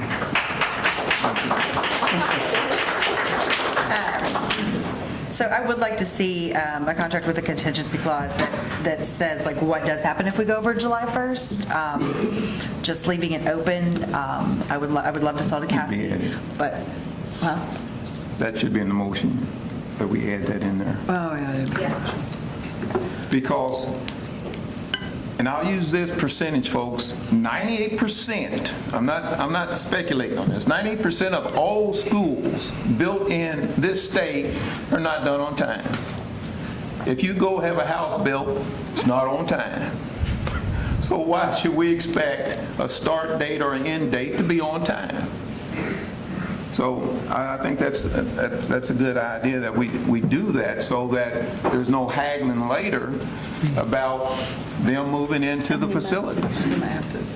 We have 6 months between the, is that right? We allowed a 6-month grace period. 6-month grace period. Okay. Yeah. But I guess I would also say, because we've been working on this with both Bethel and Cassie for over a year, that my bet is that they would be flexible if absolutely necessary. That's true. And April did say that she was very convinced that they would work with us. I don't want to bet on this, though, because I am for kids, but I'm also for Greater Clark and legalities and what. So I would like to see that in a contract that we do talk to Cassie. Because what if Phil isn't there? What if something happens to Phil, or Phil gets angry and quits, or something like that before they take possession? So I would like to see something that protects us, but also protects Cassie. We don't want to just be sitting in there hanging out and they were like, well, we paid for this building, but we don't even have it. And just for both sides, good fences make good neighbors. I mean, that wasn't as exciting as yours. I'm sorry. You got really loud, and you were yelling at one point. It was exciting. I didn't know if the mic was on. It was on. They're on. Is there any way that we can amend that motion, approval with that exception? 6 months, they take possession when we're able to move in. My only concern is that, we've been working on this for quite a while, and I don't know that that was brought up prior to tonight. Well, Board, that is the reason for the significant amount of time from our anticipated completion date. And I understand that things happen and delays happen, but 6 months would be a huge delay. Yes. Okay. And that's why we inserted the 6 months. I mean, that's true, but we're already delayed, and we've barely broken ground. And it's just, We received confirmation today from two sources through Core Construction that January of 2020 is the date that they have confirmed. Now, that is the date they're shooting for. Now, that's what we are planning on. But that's not the kind of. But that's why, for the purpose of these buildings, the July, that's 6 months of flexibility from the time the building. So we think there's a lot of time built in, and we worked with both Cassie and Bethel as related to that, so that we're able to get that flexibility. And I don't think that's a problem for either one of these great partners. Great, let's write it in the contract then. And Milton, I will tell you, in the 10 and a half years I've been on this board, I've never seen a project go 6 months delayed, ever. Okay. I'm still ready to vote. Go for it. Call for the vote. Calls for a vote. Are there any other No, I'm comments? sorry, go ahead. I'd just like to say thank you to Casey for coming and speaking to us about the property. I want to point out a lot of the dollars that are used to help the people that Casey helps are either state or federal funded programs. So your taxpayer money at work. Also Head Start. You do a tremendous job. You get those kids to us more prepared for learning, and that makes all of our job easier as well. So I feel like it's a great partnership. Any other comments? All those in favor signify by saying aye. Aye. Opposed? Nay. Nay? Aye. Nay is it. Nay. Okay, thank you. Our next item on the agenda is Maple Elementary purchase and sale agreement, please. That's correct, Board. Thank you again. Back on July 5th, 2017, the Board had approved the transition plan, so now I'm going to talk about Maple. Bethel African Methodist Episcopal Church of Jeffersonville is interested in purchasing Maple Elementary. Bethel also has a not-for-profit corporation status as well. And as you heard Reverend Dr. Stokes explain, they've They plan to operate Maple Elementary as an early childhood development center on the property. And she went into great detail. And again, I'll just summarize quickly the services that they plan to offer or will offer to our students and community. Includes community outreach, fitness programming, nutrition, educational enrichment, and this will be provided for, again, many of our students in our community. The purchase price is $370,000 with $200,000 paid in cash at closing. There will be a balance of $170,000 to be paid via monthly payments, $1,700 each month. Again, these monies will be deposited into the construction fund. As was the case with Spring Hill, this sale was also agreed to be negotiated as an as-is status. So Maple will be turned over in its current condition at time of closing. Possession also will take place no later than July 1, 2020, and that is after Maple Elementary students transition to the new downtown school. Maple Elementary School does consist of 2 tracts of property. One is unimproved, and that is where Maple Elementary, an improved tract where Maple Elementary currently sits, and then unimproved where there are no structures or improvements. Bethel intends to add to the unimproved tract a new sanctuary for their church. And then the improved tract will be utilized again through Maple Elementary and their Early Childhood Development Center. Similar to Spring Hill, there is covenants included in the agreement, which will continue to be reflected in the deeds that will be recorded. Bethel will be required to operate as a not-for-profit corporation that provides educational and recreational services to the community, and if they fail to do so in accordance with that intended use, the property would revert back to Greater Clark County Schools. They are also prohibited from selling or transferring the improved tract, so that is the tract with Maple Elementary, without board approval before the expiration of 10 years after closing. If Bethel's not able to utilize Maple Elementary School within 10 years of closing, it would revert back to us as well at no cost.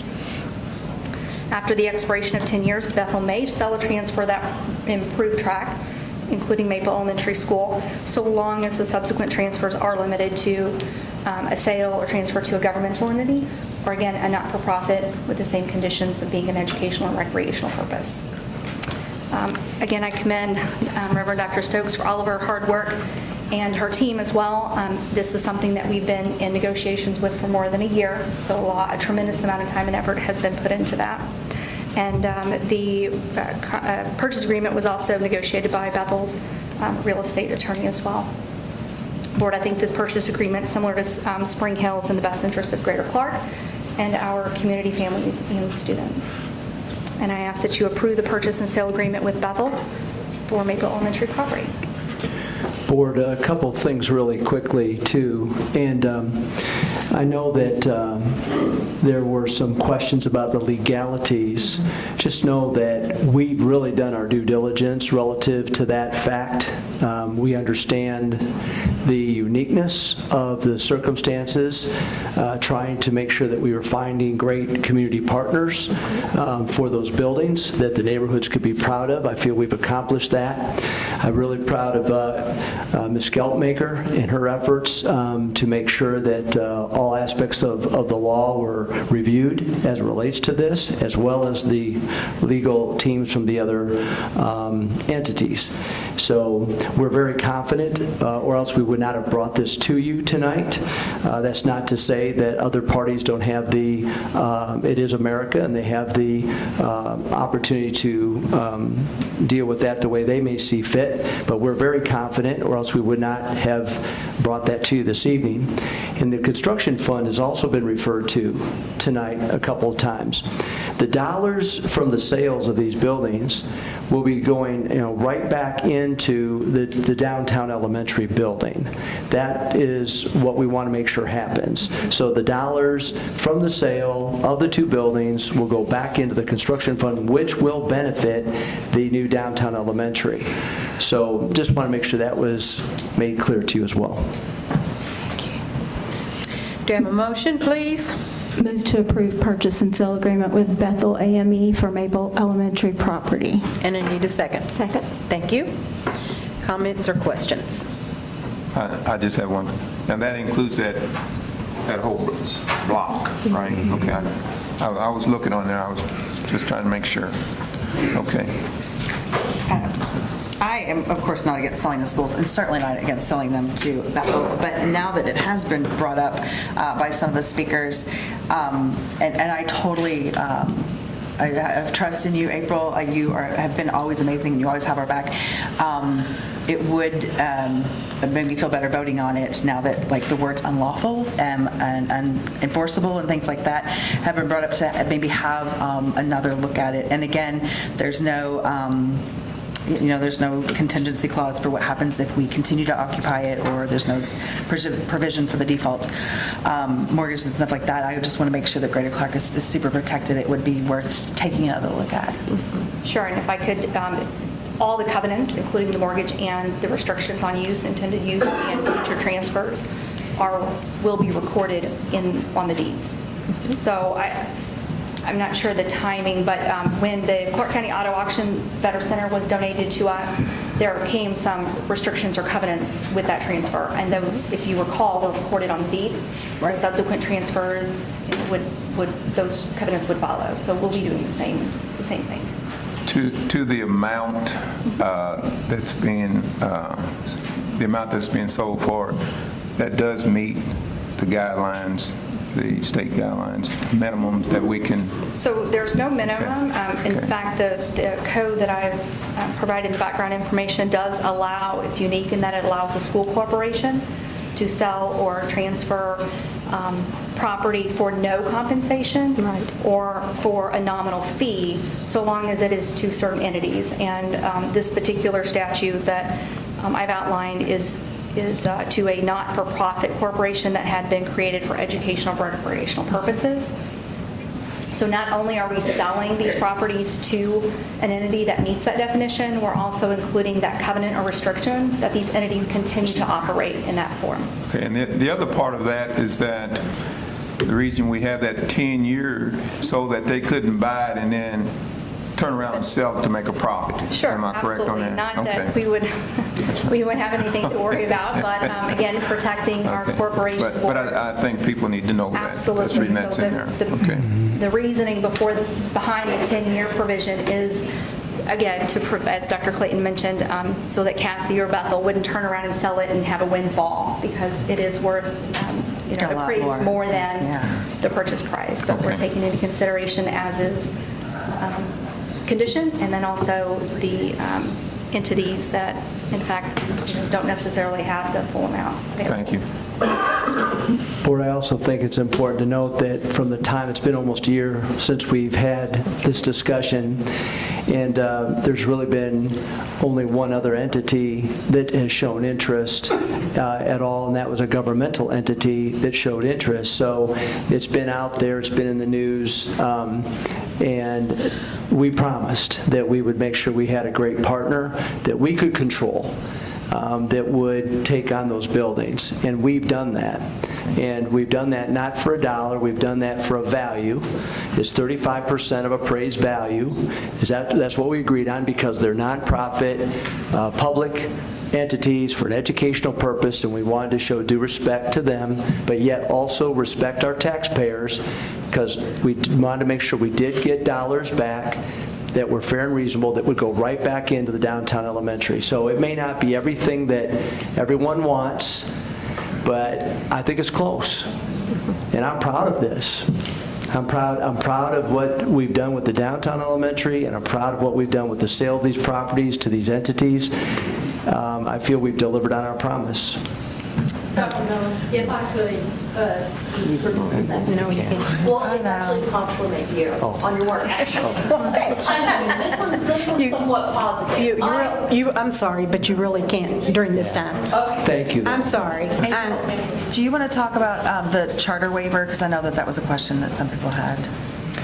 Sure. So There is a state statute that requires if you have a building that's not been in use, so it's been vacant, not used, then we are required by August 1st of each year to list those schools with the state of Indiana and make those available to a charter school to lease or own for $1, and then we're responsible for maintaining those buildings.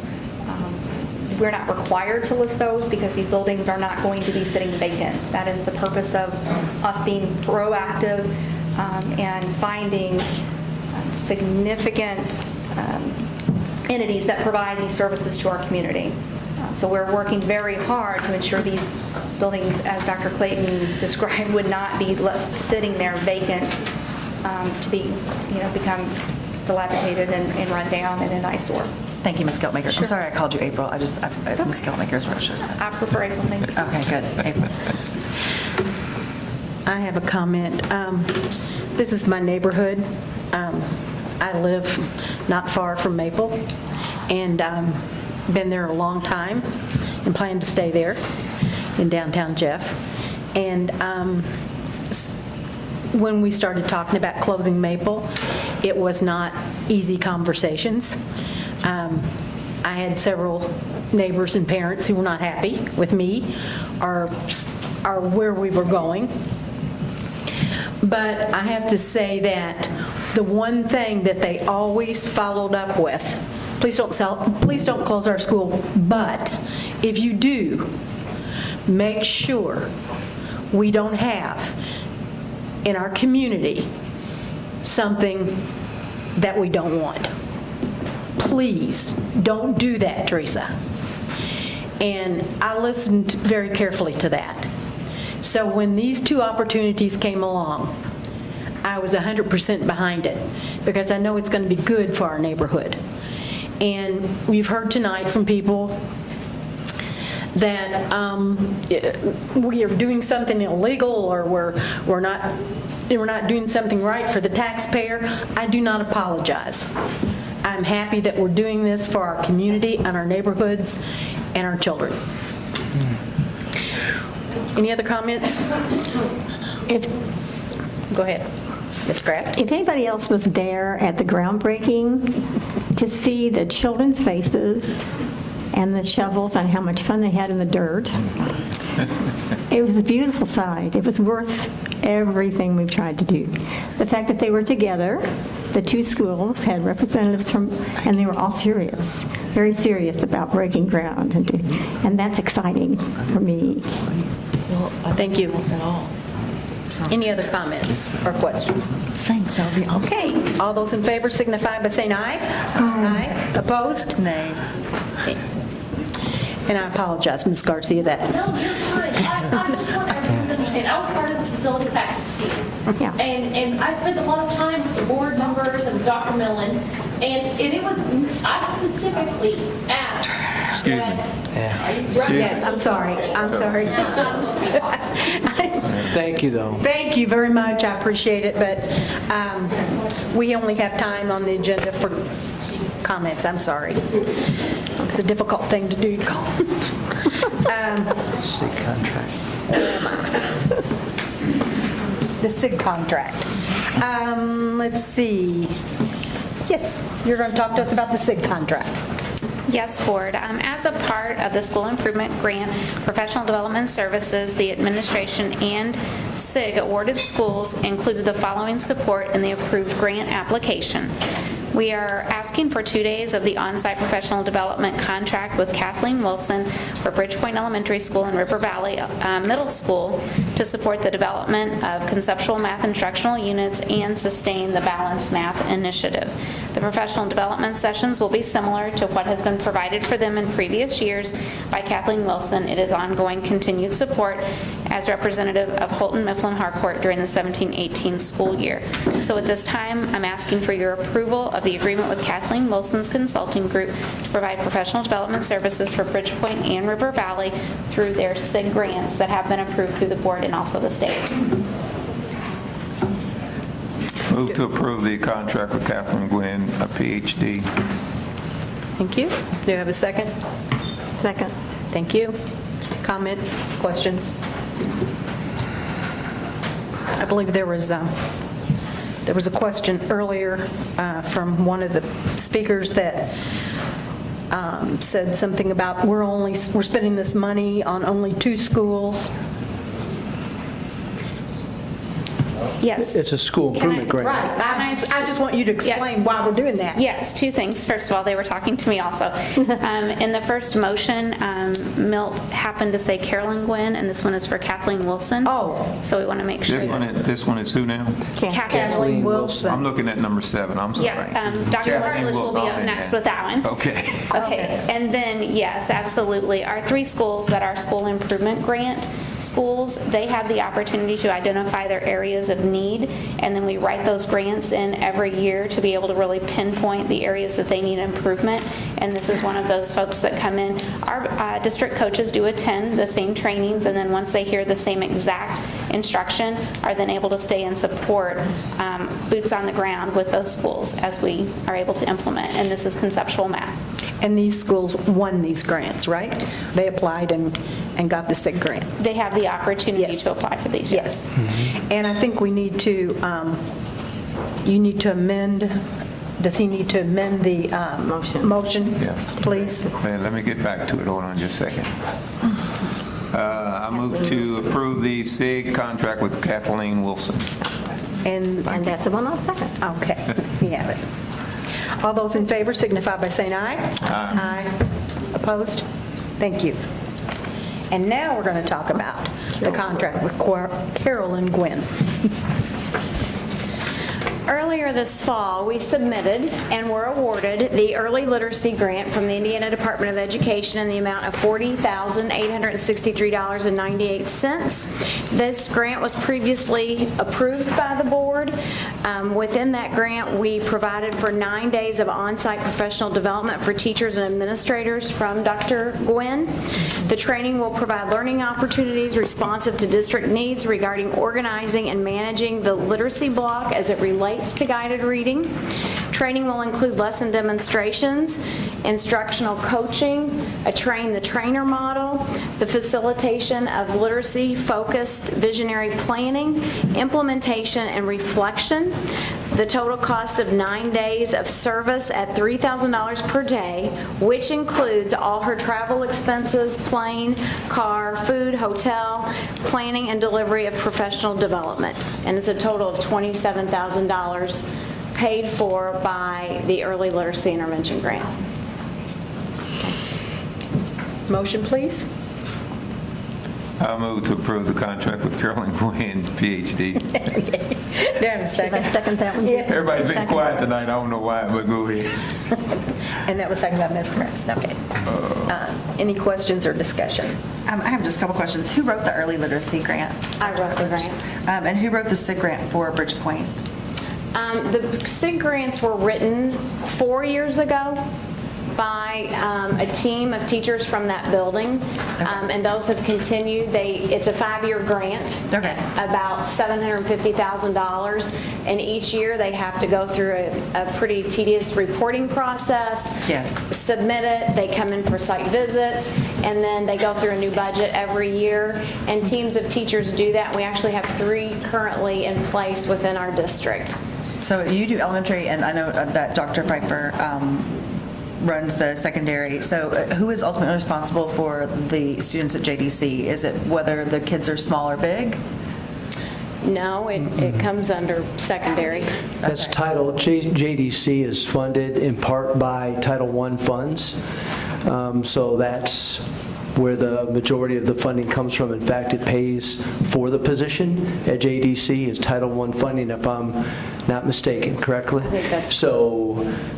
If there's any needs at JDC, all that has to happen is that we just need to be made aware through the necessary chain of command, and that would be through Ms. Pfeiffer and/or Dr. Hartledge, and we'll be more than happy to address those issues. And those specific questions had to do with assessments, and specifically, because I'm literacy, K through 12. Even though I'm elementary, I do literacy. And so we have been working with, we've had some communication trying to get specific, what are the requirements of that assessment, and then we can look and see what we have available to provide for those students. And so we need to know what is the requirement from the Department of Corrections. And so once we know that, then we can look and see the kinds of resources we have in place to be able to provide those for JDC. Awesome, thank you so much. And I know that Ms. Swanson would love to write grants, and she actually has someone who can help her write grants. And so if anybody finds her grants or can give her time for that, I know that she would be all over that to help fund her own program. I know several very good sources because excellent. That's because that's we what roll. you do. So, yeah. Awesome. Well, there you go. And thank you. I think you had another part. Was there another part of your question? No, she's through. No, I'm through. Okay. Thank you. You're welcome. Okay. Any other comments? All those in favor signify by saying aye. Aye. Opposed? Thank you. All right, that gets us through our action items for tonight.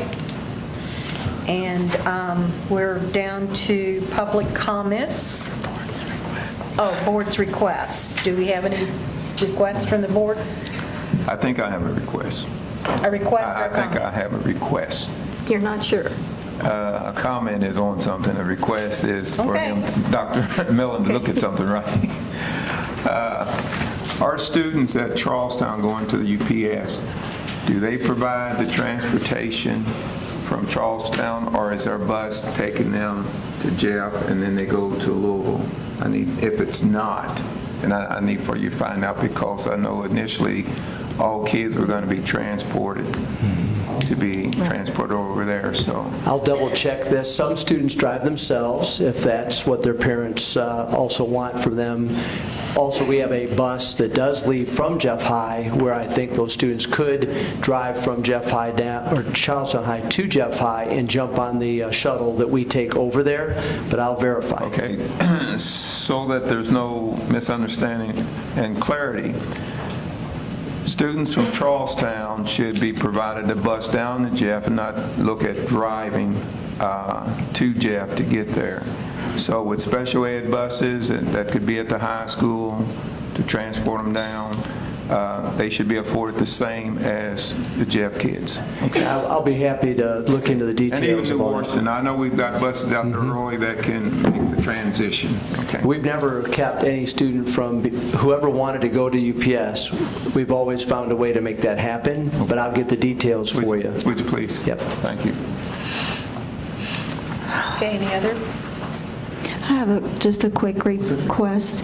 That was a request. Renee, I don't know if it's just me, very possibly could be, but I cannot ever open up any of the Google Docs through Board Docs. So could you maybe email us the instructions for what we need to do? It's the people that have to share it. Yeah, so they're sharing, so some of them will share it to, like, you have to be signed into your Google account through your Greater Clark, which I never am, I'm signed on to my, so I can't see half of them either. It would be great if they would change the share settings to anyone with a link can view, and then it doesn't matter if you're logged in or not. Actually, Mr. Gibbons, who may, he shared his correctly, I could view his, thank you, Mr. Gibbons. But a lot of the other ones I can't share, and it's because you're not logged into your Google account that's provided by the thing, so yeah. One of the other things that we could do is just create PDFs from those presentations, and that way, that would avoid that. So we'll work on that. Great. Thank you. Okay, now we come to the public comments on non-agenda items, and we have three. Mary Jo Kavanaugh. And Mary Jo, you have 3 minutes. And as Mr. Hawkins pointed out, I failed to ask you to do your full address and your full name.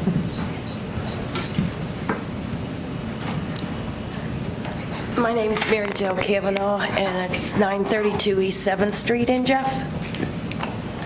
But I am reading this.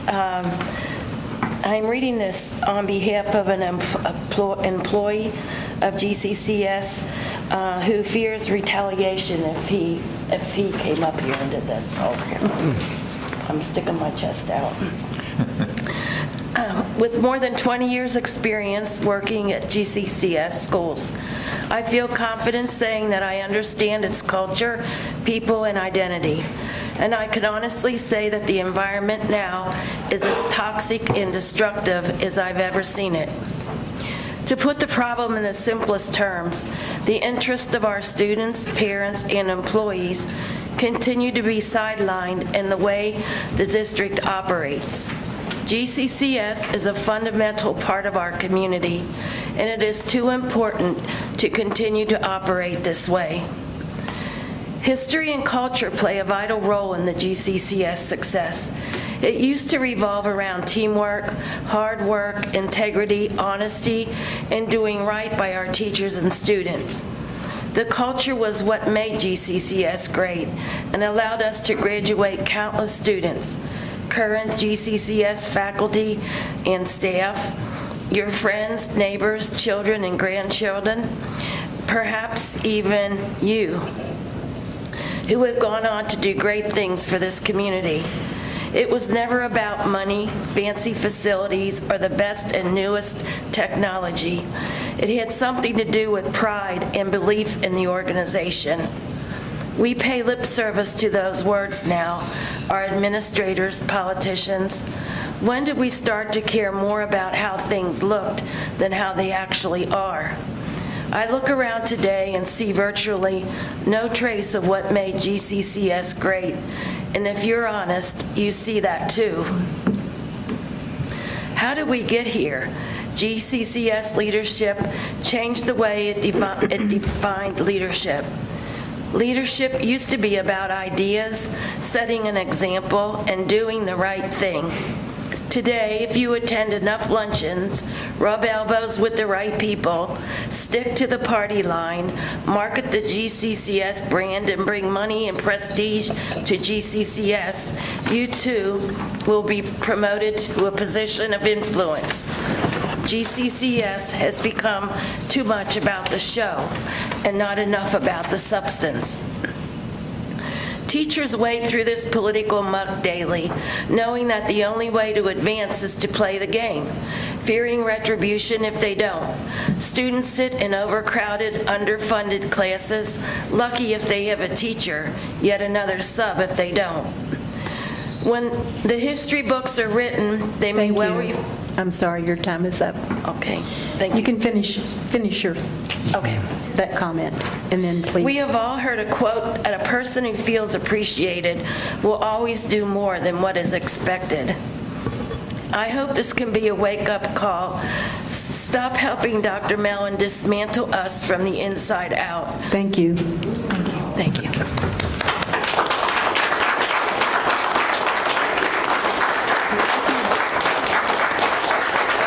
Okay, next we have Mark Felix.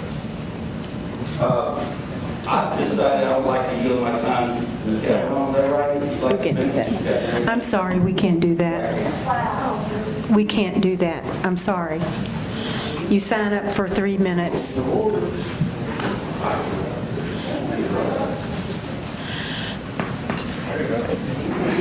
Wait till you can finish it. There you go. You can finish it. I'm not sorry. He's speaking on transparency, right? Yes. Mark Felix, GCA President. I live in Mark, Jefferson. excuse me. Yes. You signed up to speak on transparency? That's what this is. Okay, I'm just reminding you.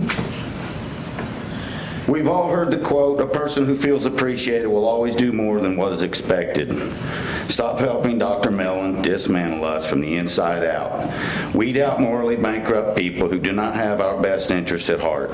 Get the culture right again so good people want to work here for the right reasons, and make education our focal point again. People who care only about making money will neither strengthen nor sustain our past, present, and future GCCS. I read this for a GCCS employee who fears if they read it themselves, there would be retaliation. So, thank you. Pardon me? But excuse me, there's no question. Is the culture right? Thank you. Thank you. Thank you. While I still have a little bit of time left, bad timing, I guess, but I would still like to wish all the board members here. I know your job is not easy. I said this before a couple weeks ago. I know your job's not easy. You do it the best of your ability, and I think everyone here does appreciate you and the service. For you outgoing people, thank you very much for your service over the years. We do appreciate it. We don't all get along all the time, but that's part of democracy. So thank you. Thank you, Mark.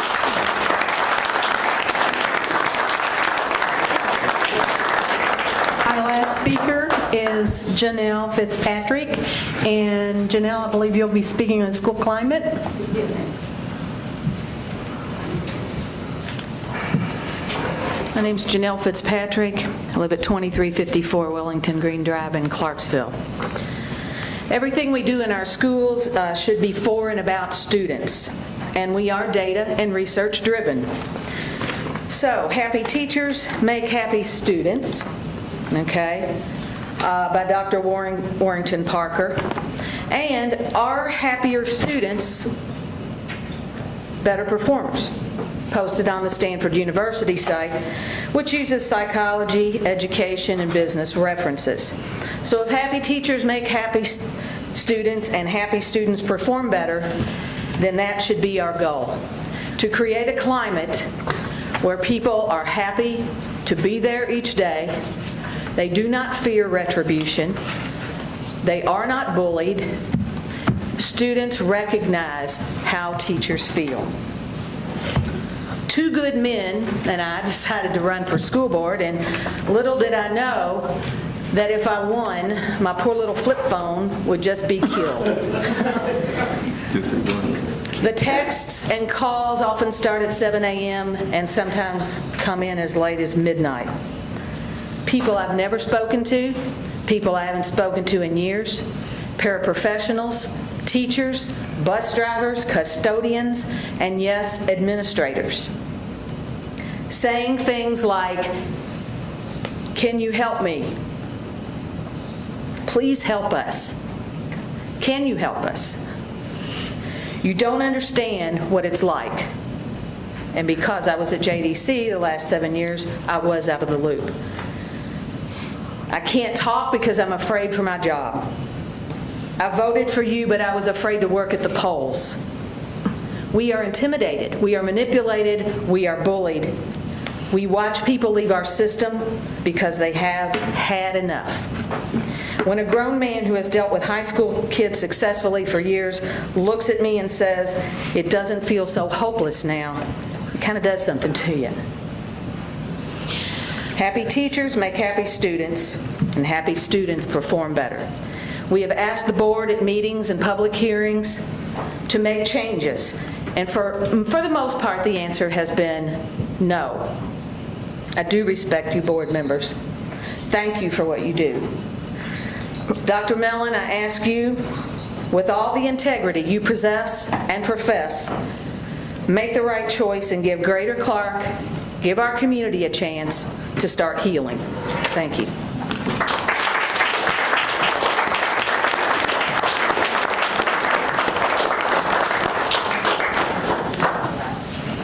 Okay, now we come to board comments. Start with me. Go ahead. Okay. First off, I want to thank everyone for showing up and all the comments. When you hear a majority of, not a majority, but when you hear the majority of people that come in, and they talk about the climate, something has to be wrong.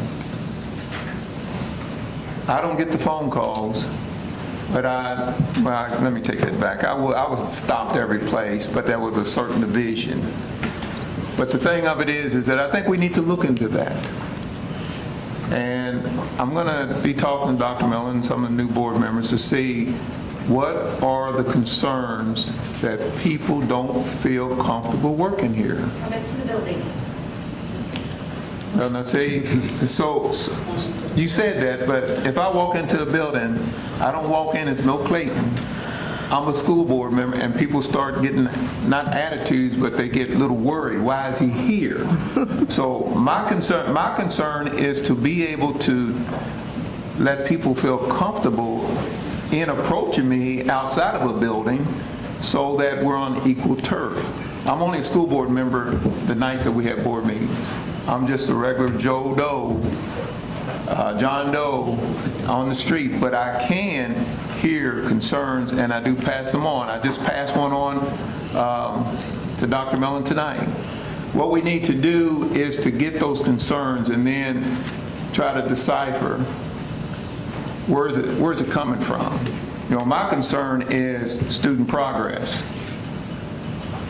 We had a lot of people had financial problems with Dr. Dashner, but I'm going to tell you something.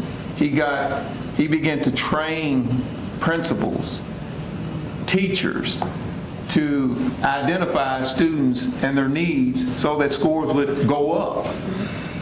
You see what Jefferson County did? They let him go. What happened? Scores went down. You can talk about data all you want to, but unless you know how to apply it, it's not worth anything.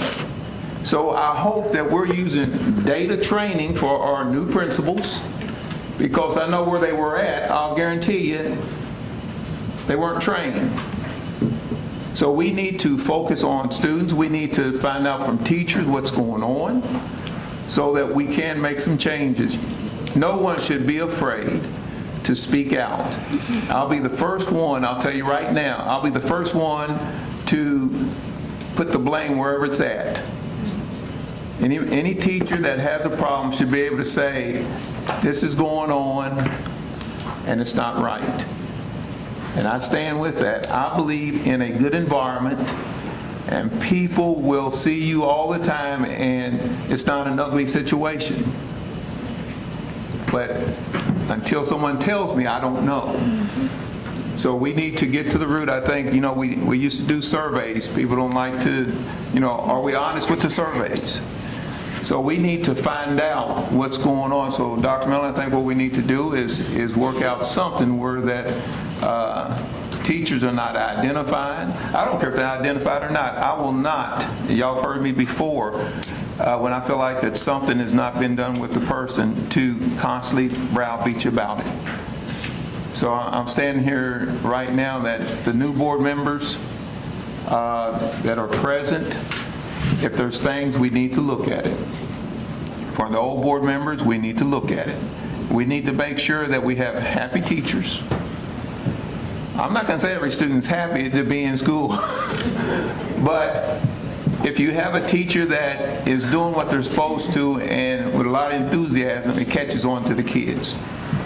So there's what I'm going to be at, is that let's see what the problem is. Let's work on the problem. Let's not try to shoot people up. Let's work with the problems. Let's deal with those. I think he doesn't mean that. I'm really. sorry. That was a figure of speech. What's that? That was a figure of speech, right? Like shooting people up. Like. Oh, I'm sorry. I didn't mean like shooting people up. Yes. Any other board comments? Yeah, I have one. First of all, Mr. Gibbons, thank you, but you could turn the heat up in here just a little bit. My hands are freezing. I'm miserable up here. Thank you to everybody who came out and spoke. I know it's hard and it's nervous. I can hear some of your voices like quivering, and I just appreciate you. But I see some restlessness in the audience, and I see some people getting like I don't want us divided. I just want to leave you with a quote from Aristotle. You know how much I love quotes. Yeah, too much. It is the mark of an educated mind to be able to entertain a thought without accepting it. Don't think that if you entertain a thought, it means you've accepted it. Don't shut yourself off. Be open to just entertaining thoughts and knowing that that's not an acceptance. That when I say hear people out, like it's okay. You can listen to them. They won't get in your mind and change it unless you have a simple mind. That's what Aristotle said. So don't be afraid to entertain a thought, and you can do it without accepting it. Aristotle said so, and he's super famous. So Merry Christmas. Well, this is my last day, and I've been here for four years, and it's been a good thing, but I just want people to work hard and work really, really, really, really hard for our people that are our teachers and our people that are working for this. Work together, work together. Thank you.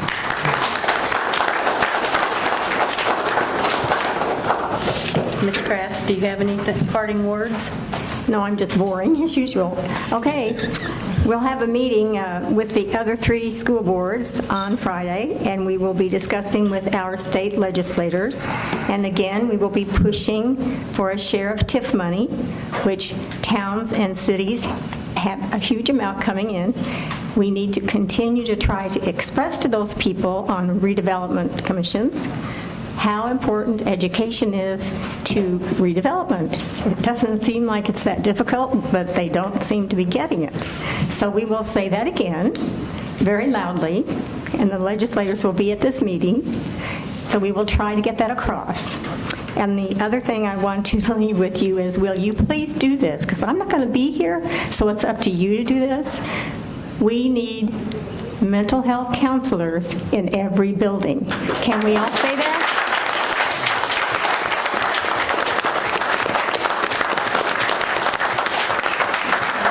Now, it's up to you to get that done, because I won't be here, but I will be haunting you in your ears. And believe me, I will do that. Okay, thank you for your time. Thank you, Nancy.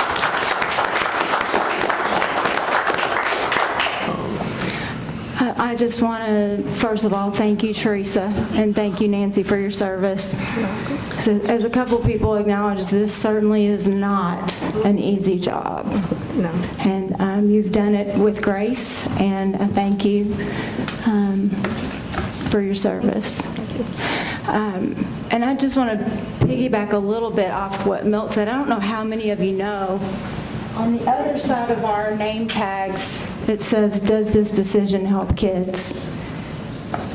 These are up here facing us for a reason, to remind us that every time we raise our hand, it should be a conscious vote as to what's good for kids.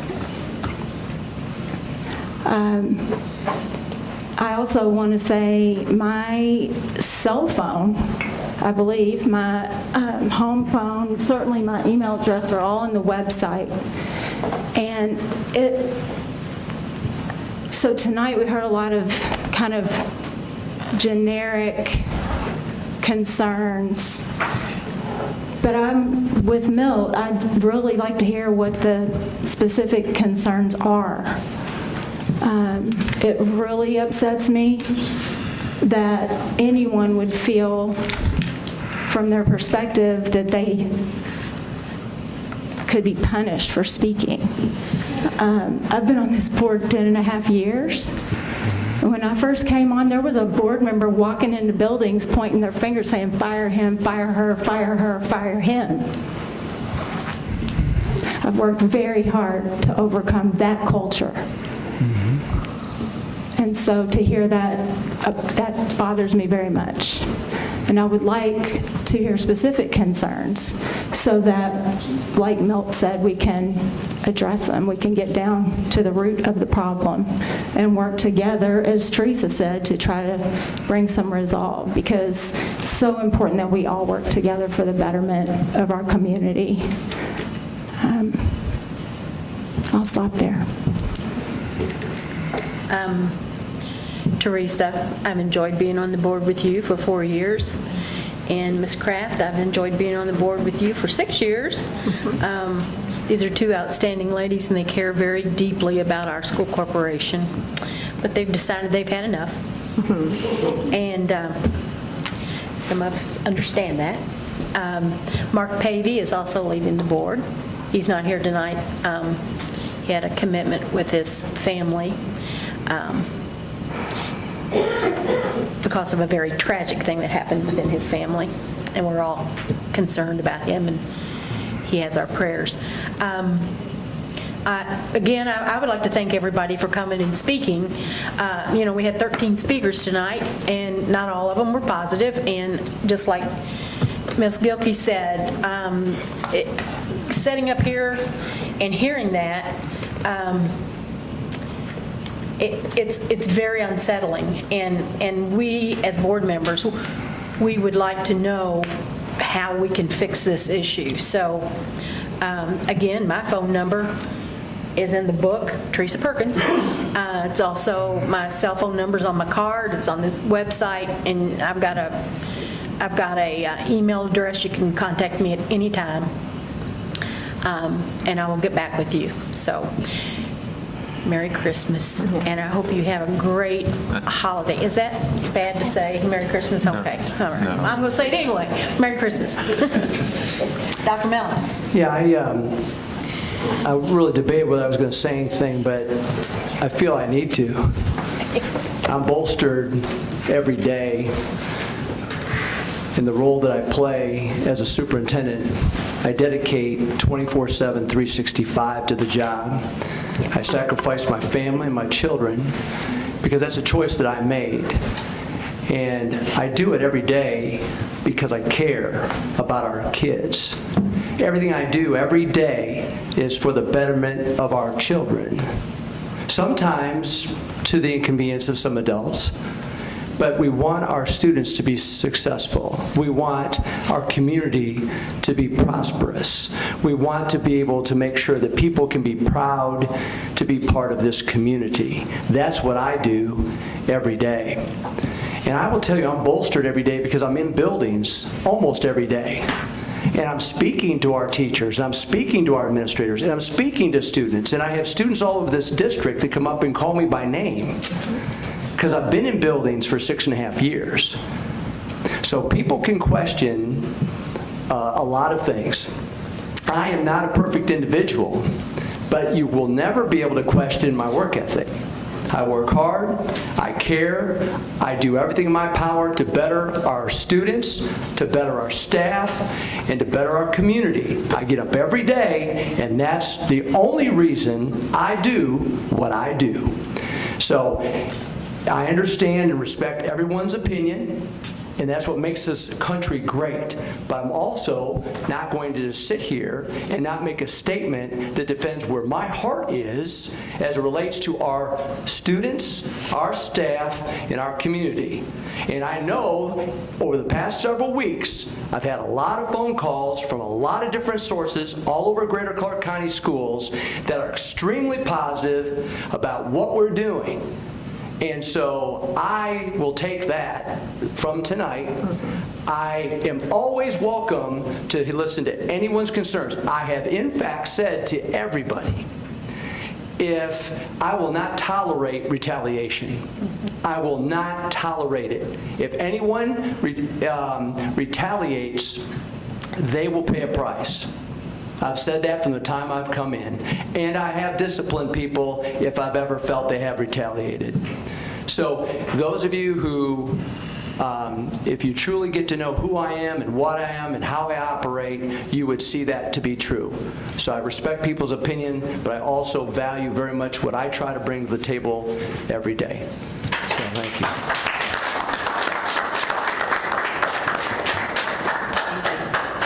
Motion to adjourn. Motion to adjourn. Do I have a second? Second.